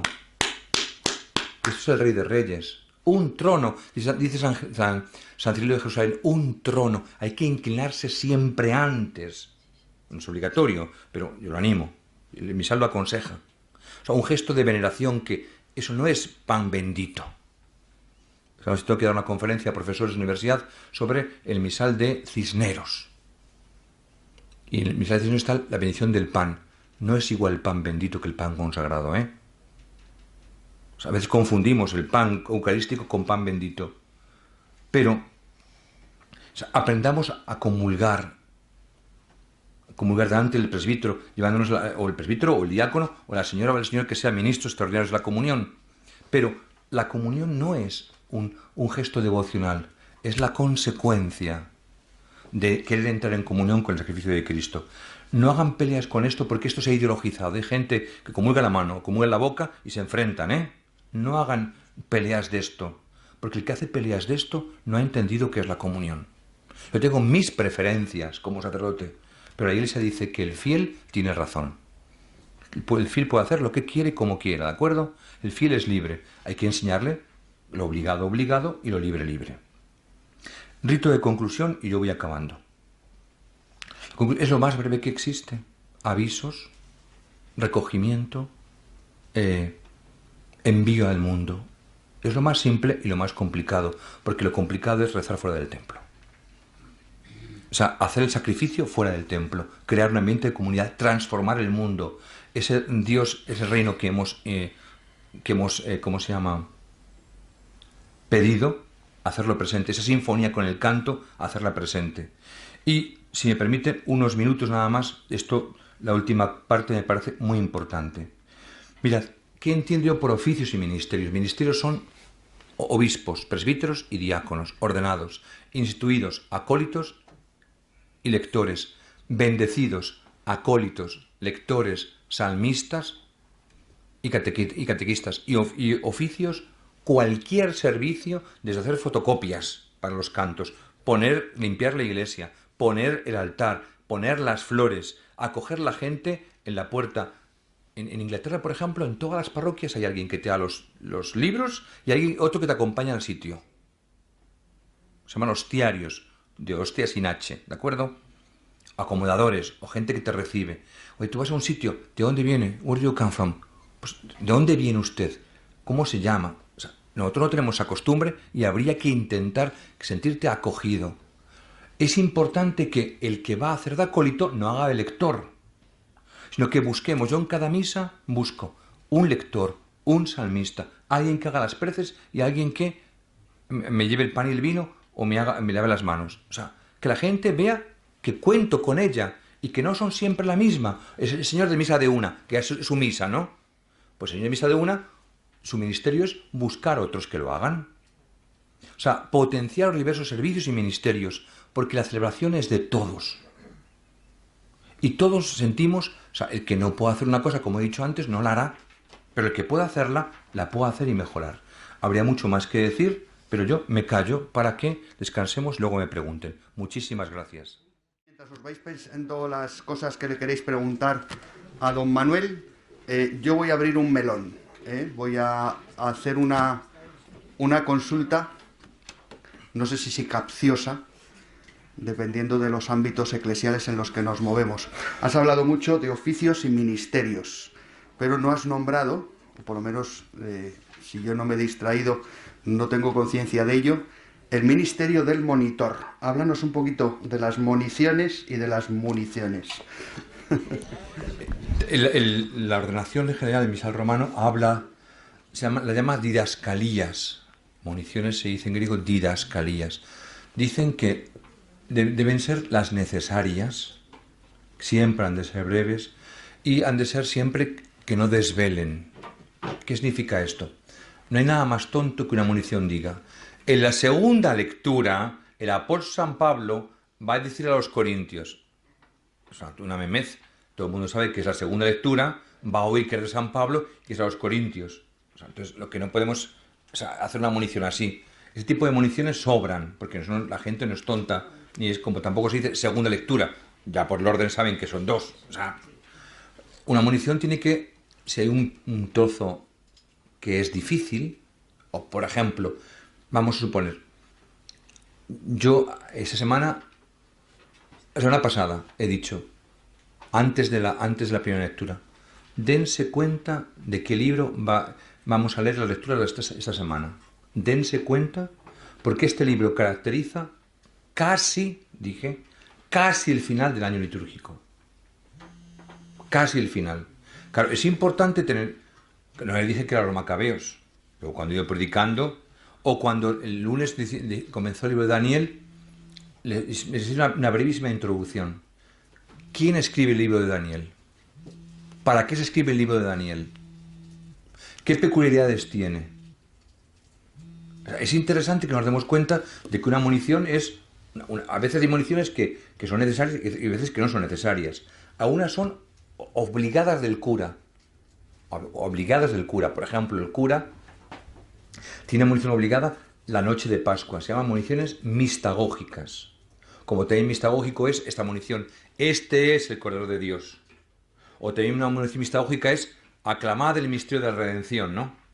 Pero los laicos, hombres y mujeres, pueden hacerlas, no siempre en todos los momentos, ni conviene que sean todos los momentos, y sobre todo que sean muy breves, o sea, que no es el minuto de gloria del Señor que está ahí delante, ¿no? O sea, creo que cuando conviene, Por ejemplo, conviene, y no las hacemos, dice la ordenación, antes de la plegaria eucarística. Estos días que vamos a tener 4 prefacios distintos. Fíjense, el primer domingo de Adviento se usa el tercero. ¿Qué paradoja?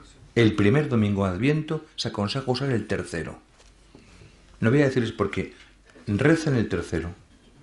O sea, ustedes recen el tercer y se van a dar cuenta. El cuarto domingo de Cuaresma, digo de Adviento, sí se usa el cuarto.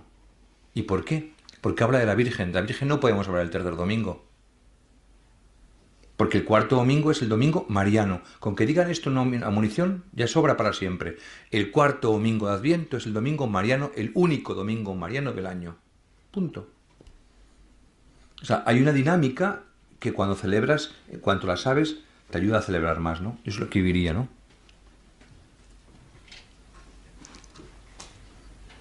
Más cosas. Les deja todos apabullados. Se han dormido todos y han dicho, no queremos saber nada del Padre. Yo a veces cuando parroquias que tienen ya mucha tradición de homilías, Sí, ciertamente. de moniciones quiero decir, tengo muchas veces la sensación de que las moniciones son homilías y las peticiones de los fieles son moniciones. Sí, por eso yo creo que es bueno lo que he dicho, que acabo de decir, la brevedad. La brevedad. Yo el lunes tengo que dar una conferencia a los diáconos que se van a ordenar presbíteros sobre la homilía. Y creo que lo más importante es que las homilías sean como las minifaldas. Cortas y que adivinen mucho.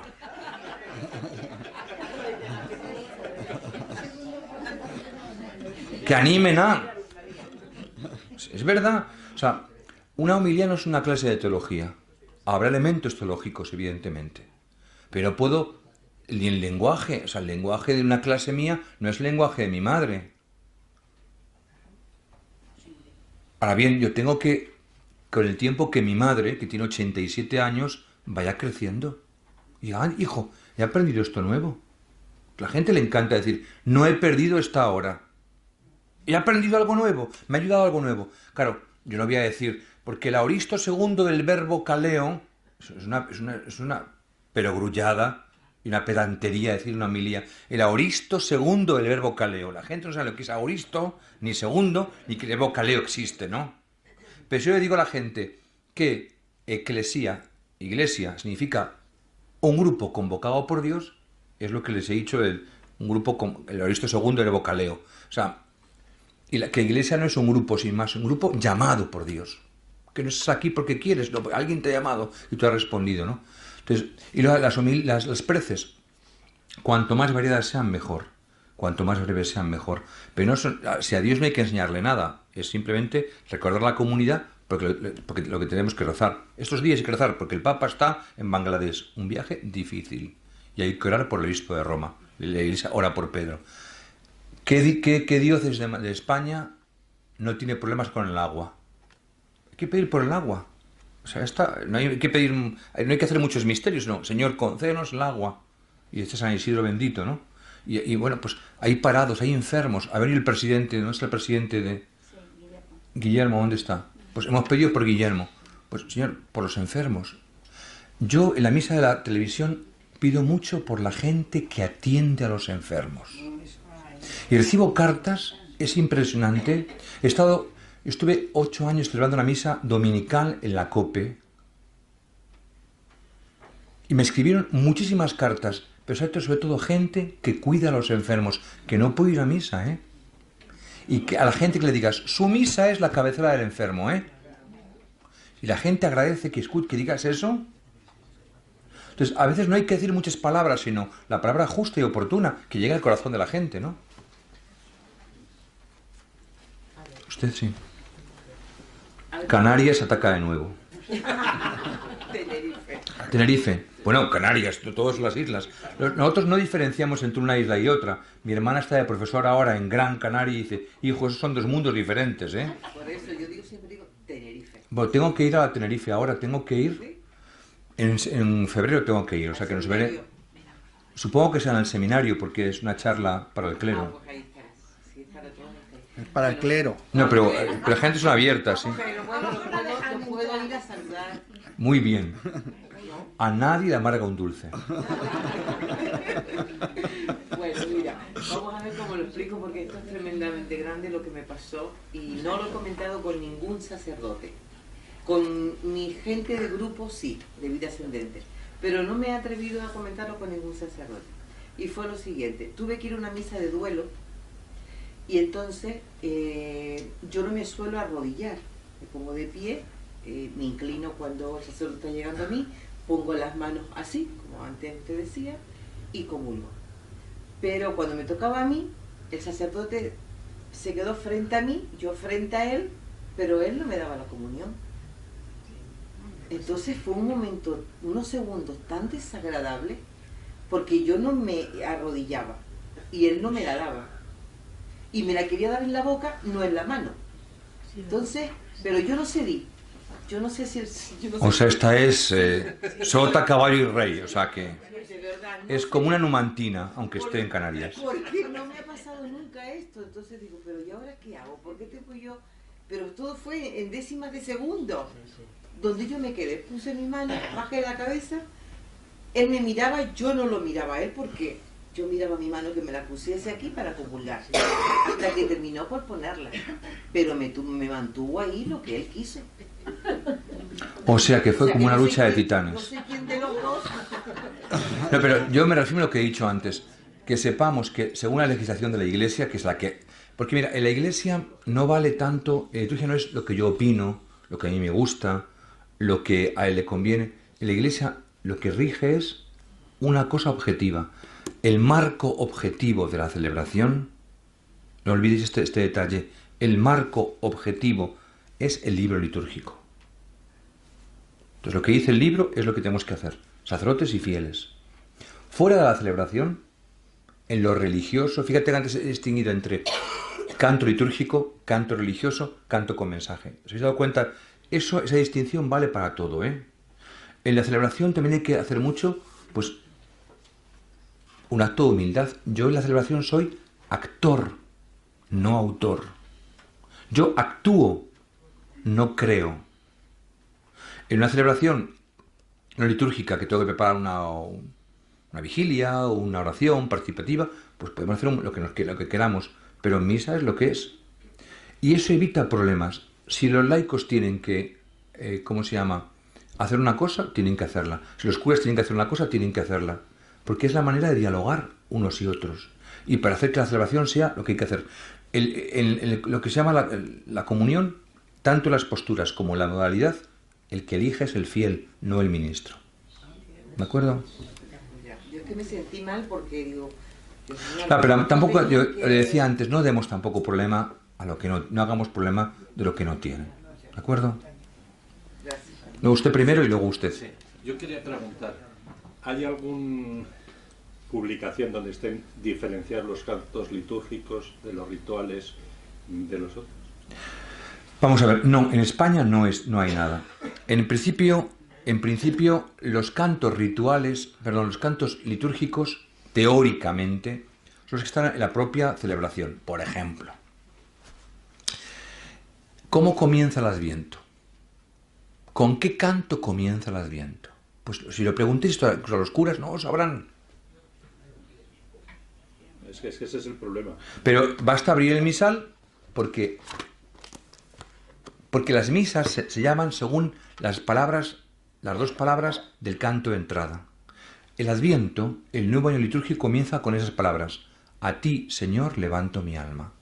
Es muy interesante esto. No puedo hacer una homilía, ni una catequesis, ni una reflexión, ni una meditación, pero fijaos, el Salmo 24, es como con el que la Iglesia romana ha comenzado durante siglos el tiempo de Adviento. O, por ejemplo, el cuarto domingo de Adviento es cielos, lloved vuestra justicia, ábrete tierra, haz geminar al Salvador. Mirad este detalle, mirad algo tan simple como esto.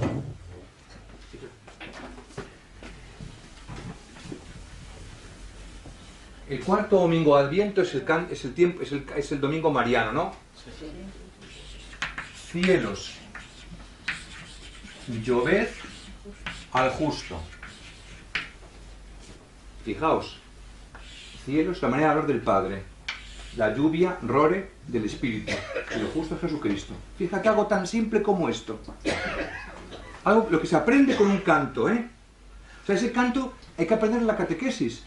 De jóvenes, de niños, de adultos. Y ahora, fíjate. Ábrete tierra.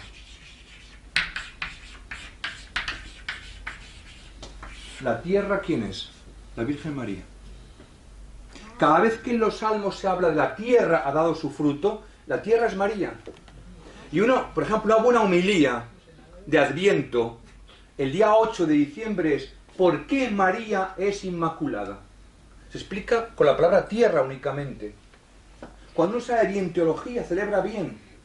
Porque Adán fue plasmado en una tierra no contaminada por el pecado. El nuevo Adán ha de ser modelado en una tierra inmaculada. Es la reflexión teológica más simple. Pero fijaos, la palabra tierra hace referencia siempre a la Virgen María. El fruto de la Virgen es el justo. Ese canto es el canto oficial. No, hay un documento que se llama Musica Sacram, del Vaticano II, Musica Sacram, que dice, estos son los cantos referenciales. No siempre podremos saberlos. Antes, cuando era latín la cosa, pues se mitonaba y ya estaba hecho. Ahora podemos cambiar por otros cantos que tengan esa índole, esa pedagogía, que no olviden esto, ¿no? O sea, si no sabemos cantar este canto, al menos cantar algo parecido. El tercer domingo de Adviento. ¿Cuál es el canto del tercer domingo de Adviento? Pues es muy sencillo. Es Gaudete semper in Domino, iterum dico gaudete, en español. Alegraos siempre en el Señor. Os repito, estad siempre alegres. ¿Y qué pinta ese domingo ahí? ¿Por qué se canta? Pues algo muy sencillo, fijaos. No porque hay que tener alegría, sin más. Atención, no es el domingo de la alegría sin más. Es que la alegría marca el paso de una cosa a otra. Porque el primer, segundo y tercer domingo de Adviento son escatológicos. El cuarto es histórico. Son dos advientos diferentes. No tienen que ver nada uno con otro. No tienen que ver nada uno con otro. En estos días yo no puedo cantar La Virgen enseña caminos. En este habrá que cantar la Virgen enseña caminos. Porque es el adviento histórico de la Navidad. Es el adviento de la segunda venida. Y entre medias está el tema de Juan Bautista. Un tío que sepa bien esto en la cabeza, elige bien los cantos. Entonces, el tema de la alegría mesiánica, el tercer domingo, es el que nos dice, a partir de ahora comienza otro adviento distinto, que es la alegría de la certeza, que se llama. Volverá porque vino. Los cantos de entrada son muy importantes. En la Conferencia Episcopal Española tiene publicados los cantos, por ejemplo, de los tiempos fuertes, que no pasa nada por repetirlos para que la gente oiga que los 4 domingos de Adviento tienen una unidad, son un tiempo litúrgico, ¿no? Pensad, por ejemplo, que el Adviento pivota sobre los domingos, es decir, tiene su eje los domingos. Navidad no importa los domingos. Esto es muy interesante. Mi abuela decía, la gente mayor hay que escucharla, ¿eh? La gente mayor tiene una sabiduría que recoge siglos. Mi abuela decía que Navidad eran los días que se besa al niño. Fíjate qué bonito. Antes no se comulgaba, ¿sabéis que antes no se comulgaba antes? La comunión era besando la imagen del niño, como tampoco se comulgaba Viernes Santo. La comunión era besando la cruz. Entonces, día de Navidad, 8 días, circuncisión, Santa María Madre de Dios, y luego, Epifanía, son los 3 días que se besa al niño. Porque Navidad no son domingos, son 3 jornadas, sea el día de la semana que sea. Mientras que Adviento son domingos, Cuaresma son domingos, la cincuentena pascual son domingos. Navidad es otra cosa distinta. Entonces, cantos que unifiquen los domingos de Adviento está muy bien. En Navidad va todo por cuenta propia. Bueno, son como detalles teológicos que nos sirven muy bien para conocer la índole del tiempo propio. ¿De acuerdo? Yo soy Tommy de Bilbao. Tengo una duda. Cuando los lectores subimos a leer la lectura, pues se suele hacer una inclinación al altar, ¿no? Y cuando te vas también. Yo suelo leer en la catedral y el lío que tenemos es cuando está el obispo... Dice el ceremonial. Obispo, ¿Cómo se llama usted? Tommy. Tommy. Dice el ceremonial dice, para evitar este lío, inténtese pasar lo menos posible por delante. No lo dice así, no lo explica el ceremonial, en latín lo dice, como hay que hacer inclinación al altar y al obispo, dice el ceremonial, para evitar esto, inténtese no pasar por delante. No, pero parece una tontería, pero es verdad, Que están al lado del amor. Ya, pero yo creo que es... La frase del latín es muy interesante. Como hay que hacer inclinación a ambos, lo mejor es no hacer a ninguno. Entonces, si el ambón está aquí, en vez de usted está allí, para pasar por medio, a la sede del altar, póngase por ahí y no hace nada. El rito romano es un rito, mire, voy a decirlo en latín. Concinitas, brevitas, cursus. La concisión, la brevedad en cualquier cosa y la melodía. Es decir, todo lo que sea estrepitoso no es romano. Lo que sea largo no es romano. Y lo que no sea conciso no es romano. Es decir, el rito romano, a diferencia del nuestro, que es el hispano antiguo, en Bilbao los vascos recibieron el rito, la fe con el rito mozárabe, que conste. Yo cuando fui al País Vasco me los gané diciendo, vamos a celebrar con el rito de vuestros primeros padres. ¿Dónde queda simpatía difusa, no?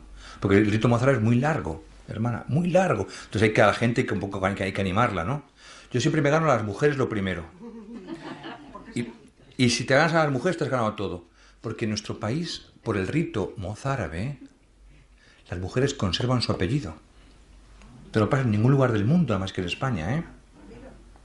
Y por el rito mozárabe todos tenemos 2 apellidos. Te lo pasa en ningún lugar del mundo, más que en España. España y Portugal. Pero no me voy a meter en esto ahora, ¿eh? Pero, o sea, si usted, lo conciso es, quítese de follones y pase por aquí. Lo breve, si esto es más largo, pues lo más corto. O sea, el rito romano es un rito que evita problemas, porque cuando hay problemas dice, soluciónense no creándolos, y ya está. Lo dice el ceremonial, literalmente, ¿eh? Y otra cosa, el por todos y por muchos. Sí.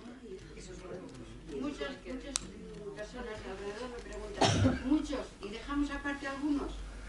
Vamos a ver, es que mire, yo he hablado de esto me he recorrido 16 diócesis de España. 16 diócesis de España presentando el misal. Ya se ha presentado, ya estoy libre yo de toda sospecha. Yo, Manuel González, jamás lo hubiese cambiado. Yo, Manuel González, yo jamás lo hubiese cambiado. Somos obedientes, Benedicto XVI quería que la traducción sea la más fiel al original. El original ciertamente dice muchos, no dice todos. ¿De acuerdo? El texto que tenemos delante dice pro multis. Ahora bien, ciertamente en latín, como en griego y mucho más en hebreo, cuyo texto no tenemos, cuyo texto Cristo lo habló además en lengua aramea, la palabra multitud tiene un sentido de totalidad, que en mi lengua, yo soy de lengua española, el castellano es mi lengua materna, en castellano la palabra todos globaliza. También en latín multis globaliza, en español no, porque si yo digo muchos, es que hay algunos que no. Ahora bien, al pueblo hay que... O sea, yo hubiese cambiado... si hubiese tenido que traducir obligatoriamente, hubiese puesto como en francés. En francés dicen pour la multitude, por la multitud, que todavía en castellano todavía es más globalizante, ¿no? Pero vamos, sea como fuese, Jesucristo ha muerto por todos los hombres, por toda la humanidad, eso es evidente, pero no ha dejado a nadie. Lo que sí es cierto es que esa muerte no es mágica, que es lo que quiere decir el pro multis. Es decir, que uno tiene que hacer una adhesión a ese gesto, que es redentor de globalidad, pero que no significa que sea de totalidad mágica, sino uno tiene que confesar a Jesús como Señor. Y hay muchos que no querrán confesarlo, ¿eh? Por eso la diferencia entre... Pero es un problema que ha hecho correr ríos de tinta, ¿eh? Sin embargo, fíjese, su nombre es Tommy. Que con lo mal traducido que está el misal, para mí es más grave que haber traducido eso, no haber traducido, porque hoy en día, lo comentábamos antes, ¿eh? O sea, tenemos un castellano muy fluido y ahora no fluye. Es un castellano muy... No es castellano. No es castellano, diría yo. Pero en fin, paciencia. Yo me he dado cuenta con su charla que necesitábamos formación, los laicos, los fieles. Pero Todos, laicos y... que necesitamos mucha atención. Mira, hay un Esa documento... es la razón por la que Ángel este año pues, nos ha ayudado con el guión, claro. Ángel ha hecho mucho bien y esto hay que difundirlo entre los presbíteros también, y los capellanes del movimiento. Yo el año que viene, hace años lo presenté en tu diócesis. Estuve 3 días en tu diócesis, en un santuario que tienes en la montaña. Me llevó el obispo a presentar un documento que es precioso, que se llama Carta para la preparación y celebración de las fiestas pascuales, publicado en 1988. Es un documento postconciliar muy interesante y una de las cosas que hice es el gran problema que tenemos en este momento. Hablo de 88, ¿eh? El año que viene va a ser ¿cómo se llama? El aniversario de este documento. Dice, el problema que tenemos es que ahora hasta los sacerdotes tienen un problema de formación, la deficiente formación del clero. San Isidoro de Sevilla dice, San Isidoro, siglo VII, que el mayor de los males de la Iglesia es la ignorancia del clero. Pues si tenemos maestros, los maestros van a subir al pueblo hacia arriba, Como no tengamos maestros, cae todo, Y hoy en día no vale con decir que Jesús es mi amigo, Hoy hay que suscitar razones por las cuales creer, ¿no? Y para eso hace falta buenas homilías, buenas predicaciones, buenas catequesis, buenos programas de televisión o de radio o de lo que sea, ¿no? Buenos seminarios. Claro, claro. Quería preguntar sobre un tema que está muy debatido también hoy día, es el tema de los ministros de la Eucaristía, de los laicos como ministros de la Eucaristía. No sé si el documento este que está usted hablando tanto expresa también cuáles son las condiciones, cómo es la preparación, cómo debe ser o cómo... Pero ya hay un directorio para esto, hay un directorio. Se llaman los ministros extraordinarios de la comunión, no son de la Eucaristía. El nombre es ministro extraordinario de la comunión, porque ordinarios son el obispo, el presbítero y el diácono. Pero no es un tema debatido, únicamente hay que elegir buenos hombres o buenas mujeres con una buena preparación, con una buena actitud de servicio y que luego con un talante digno del ministerio que tenemos entre manos. O sea que eso no hay ningún problema. Pueden ser de manera permanente o pueden ser ad casum. Si son ad casum, en el momento dado se acercan, el presbítero les bendice, comulgan, les da la patena y distribuyen la comunión. Si son permanentes, hay una celebración oficial en la que se les bendice, o a veces se le invita al obispo para hacer un poco más visible la cosa, ¿no? Pero yo creo que esos ministerios son importantes y son buenos, y sobre todo hoy en día que hay tantas escasez de clero. Y luego, yo por ejemplo he estado yendo 10 años a Inglaterra. Claro, yo como estaba de vacaciones, los curas se marchaban, yo me dedicaba a peinar toda la parroquia. Imagínense, peinaba toda la parroquia, La gente sabía que el cura que venía de España, estuve así haciéndolo 10 años. Yo veía, claro, en Inglaterra que las parroquias son tan sumamente extensas. Si no fuese por los laicos que llevan la comunión, la gente no comulgaría nunca. Ancianos, enfermos, gente en homes, en asilos, ¿no? Pues es un ministerio que es muy importante hoy en día. En la antigüedad eran los acólitos. San Tarsicio era un niño de estos, ¿no? Que llevaba la comunión a los chavales, ¿no? Aquella bolsita de cuero que llevaban, ¿no? Luego también puede ser una cosa chabacana. Es decir, hay gente que no se da cuenta de que esto no es el Santísimo, no es pan consagrado, no pan bendito, sino pan consagrado, lo que dije antes, ¿no? O sea, hay que saber también qué es lo que tenemos entre manos, ¿no? Nunca mejor dicho. Lo que pasa es que hay iglesias que a lo mejor no te admiten los ministros de la política? Hombre, nuestra iglesia es una iglesia que es jerárquica y la comunión con los pastores es fundamental. Yo he aprendido con el tiempo muchísimo que, mire, antes de una bronca yo prefiero callar. Yo prefiero callar. O sea, en el Sacramento Unitatis, que es la Eucaristía, porque mira, la gente luego cambia con el tiempo. La humildad es lo que más cambia a la gente, ¿eh? Y luego, lamentablemente, hay un fallo que tenemos que hay que superar, que es el clericalismo, ¿eh? Tanto de clérigos como de laicos, ¿eh? Tanto de clérigos como de laicos, ¿eh? No hay nada peor que un cura laicizado o un laico clericalizado, ¿eh? Entonces, cada uno en su ámbito hay una buena comprensión. Quería hacer el comentario, volviendo a cuando hablaste de la Virgen. Yo he nacido en Perú y entonces he tenido oportunidad desde que era pequeñita, se empezaba a andar, he vivido muy cerca de los indígenas nuestros.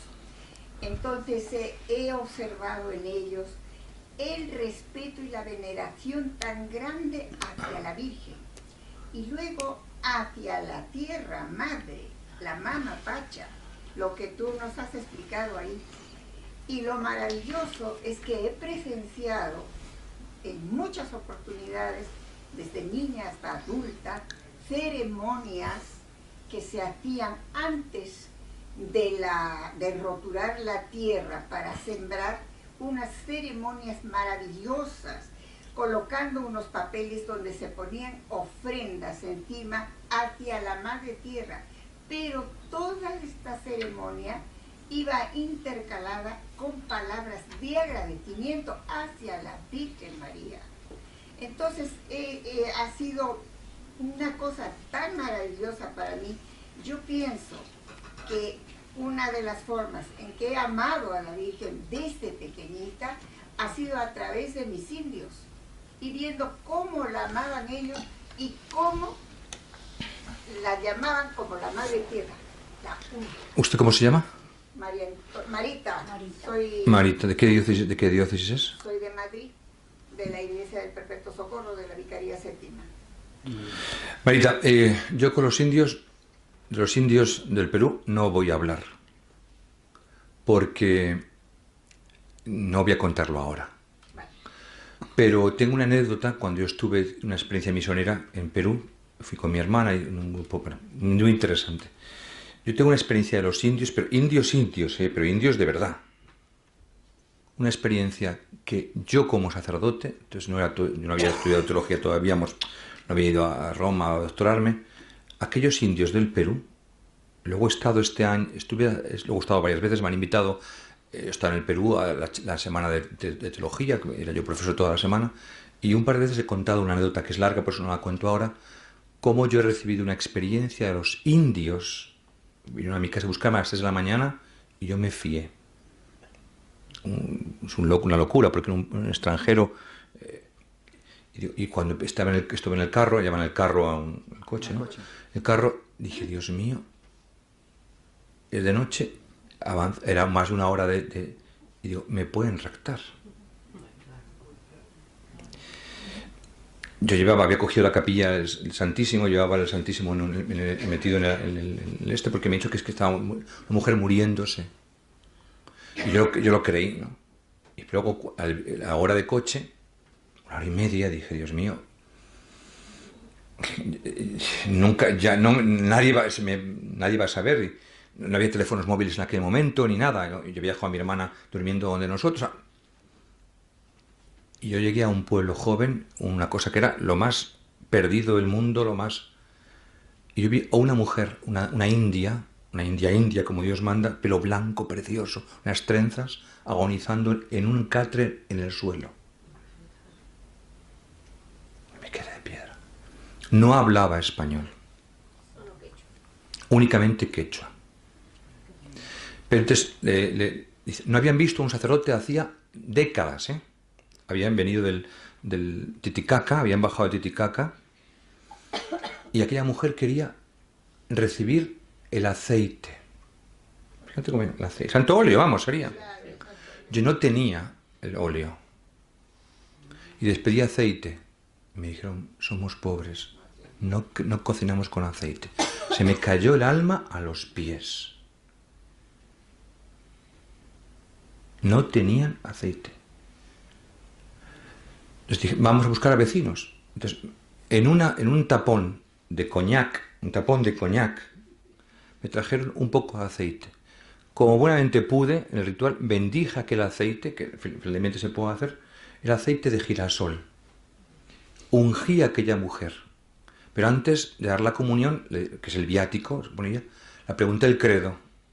Y ella, en vez de contestar en quechua, yo decía, ¿crees en Dios Padre Todopoderoso? Traducción al quechua, y hacía así aquella mujer. Al Padre. ¿Crees en el Hijo? Se me caían las lágrimas viendo la fe de aquella mujer que durante décadas nunca había visto a un sacerdote católico, pero que había aprendido de niña, ante la presencia de Dios, que es en el Espíritu Santo. Yo di aquella unción con una fe, como a mí de los indios no me hable, porque yo he recibido mi magisterio de una mujer, que luego me devolvieron a mi casa, evidentemente había nacido el sol y tal, ¿no? Y yo fui penando, digo, he desconfiado de esta gente. Y si yo hubiese desconfiado antes, aquella mujer hubiese muerto sin el viático y sin la santa unción, ¿no? Cuando lo conté a mi hermana, que fuimos de mi parroquia 10 a hacer una... Porque luego yo fui capellán de la ermita de San Isidro, aquí en Madrid, y desde entonces todo el dinero que sacábamos del día de San Isidro, todo el dinero, lo mandábamos a Perú. Construimos en Perú un dispensario, una iglesia dedicada a Santa María la Cabeza, que se puso a San Isidro, y una escuela dedicada a Santa María la Cabeza. La impresión de mi experiencia misionera en Perú fue de tal calibre, pero el amor de la Virgen María, es que la Virgen es como el cerdo, todo se aprovecha. Es verdad, es como el cerdo, no hay nada, o sea, todo se aprovecha. Es una comparación que parece, pero es verdad, auténtica, o sea, todo. Entonces la Virgen María vale para todo, es decir, la maternidad, la generación. Cuando quitamos la feminidad en la Iglesia, hemos quitado... La Iglesia tiene dos rasgos, lo petrino y lo mariano. Si quitamos lo mariano, perdemos lo femenino. Y si perdemos lo femenino, viene el feminismo, no la feminidad. ¿Entendéis la diferencia entre feminismo y feminidad? No podemos quitar el rostro femenino, como tampoco podemos quitar el rostro petrino, ¿no? Entonces, tampoco hay... San Gregorio Magno contesta a San Agustín de Canterbury cuando le dice, San Agustín desde Inglaterra dice, es que aquí dan culto al agua, aquí dan culto a las piedras. Y dice San Gregorio Magno, interesantísimo esto, no prohíbas nada, no quites nada, catequiza todo. Si ven que dan culto a las piedras, di que Cristo es la piedra angular. Si dan culto al agua, di que Cristo es el agua viva. No quites nada, catequiza. Yo creo que ese es el lenguaje que tenemos que utilizar, que no es sincretismo, sino es hablar el lenguaje del pueblo. Y evidentemente, cuando lean los salmos y ustedes vean la palabra tierra, con la palabra tierra la Iglesia ha hecho toda la teología mariana. Porque a veces nosotros somos excesivamente elucubrativos, somos demasiado occidentales. Y la religión no es únicamente cosa de la cabeza. Nosotros no somos calvinistas, ¿eh? Somos católicos. Católico significa totalidad, ¿no? Católico es globalidad. Católico es universalidad. Es la cabeza, el corazón, el cuerpo, la gente, el agua, la tierra y todo, ¿no? Lo peor sería adorar a la tierra. Pero lo que quiere hacer es que la tierra sea venerada en tanto en cuanto tiene una maternidad. No, los curas en Castilla no hemos bendecido la tierra durante años, el día de San Isidro, pues toda la vida de Dios.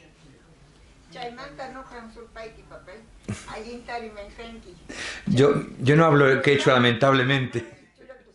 Gracias. Gracias. ¿Alguna última pregunta? Que yo me marcho, para que en la universidad van a decir que dónde me he metido, ¿eh?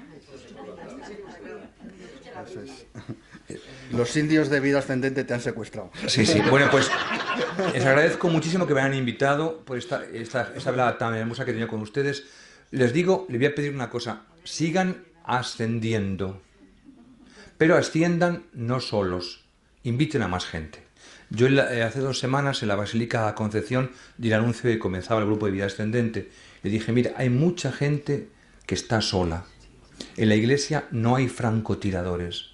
Todo francotirador se convierte en un perro verde.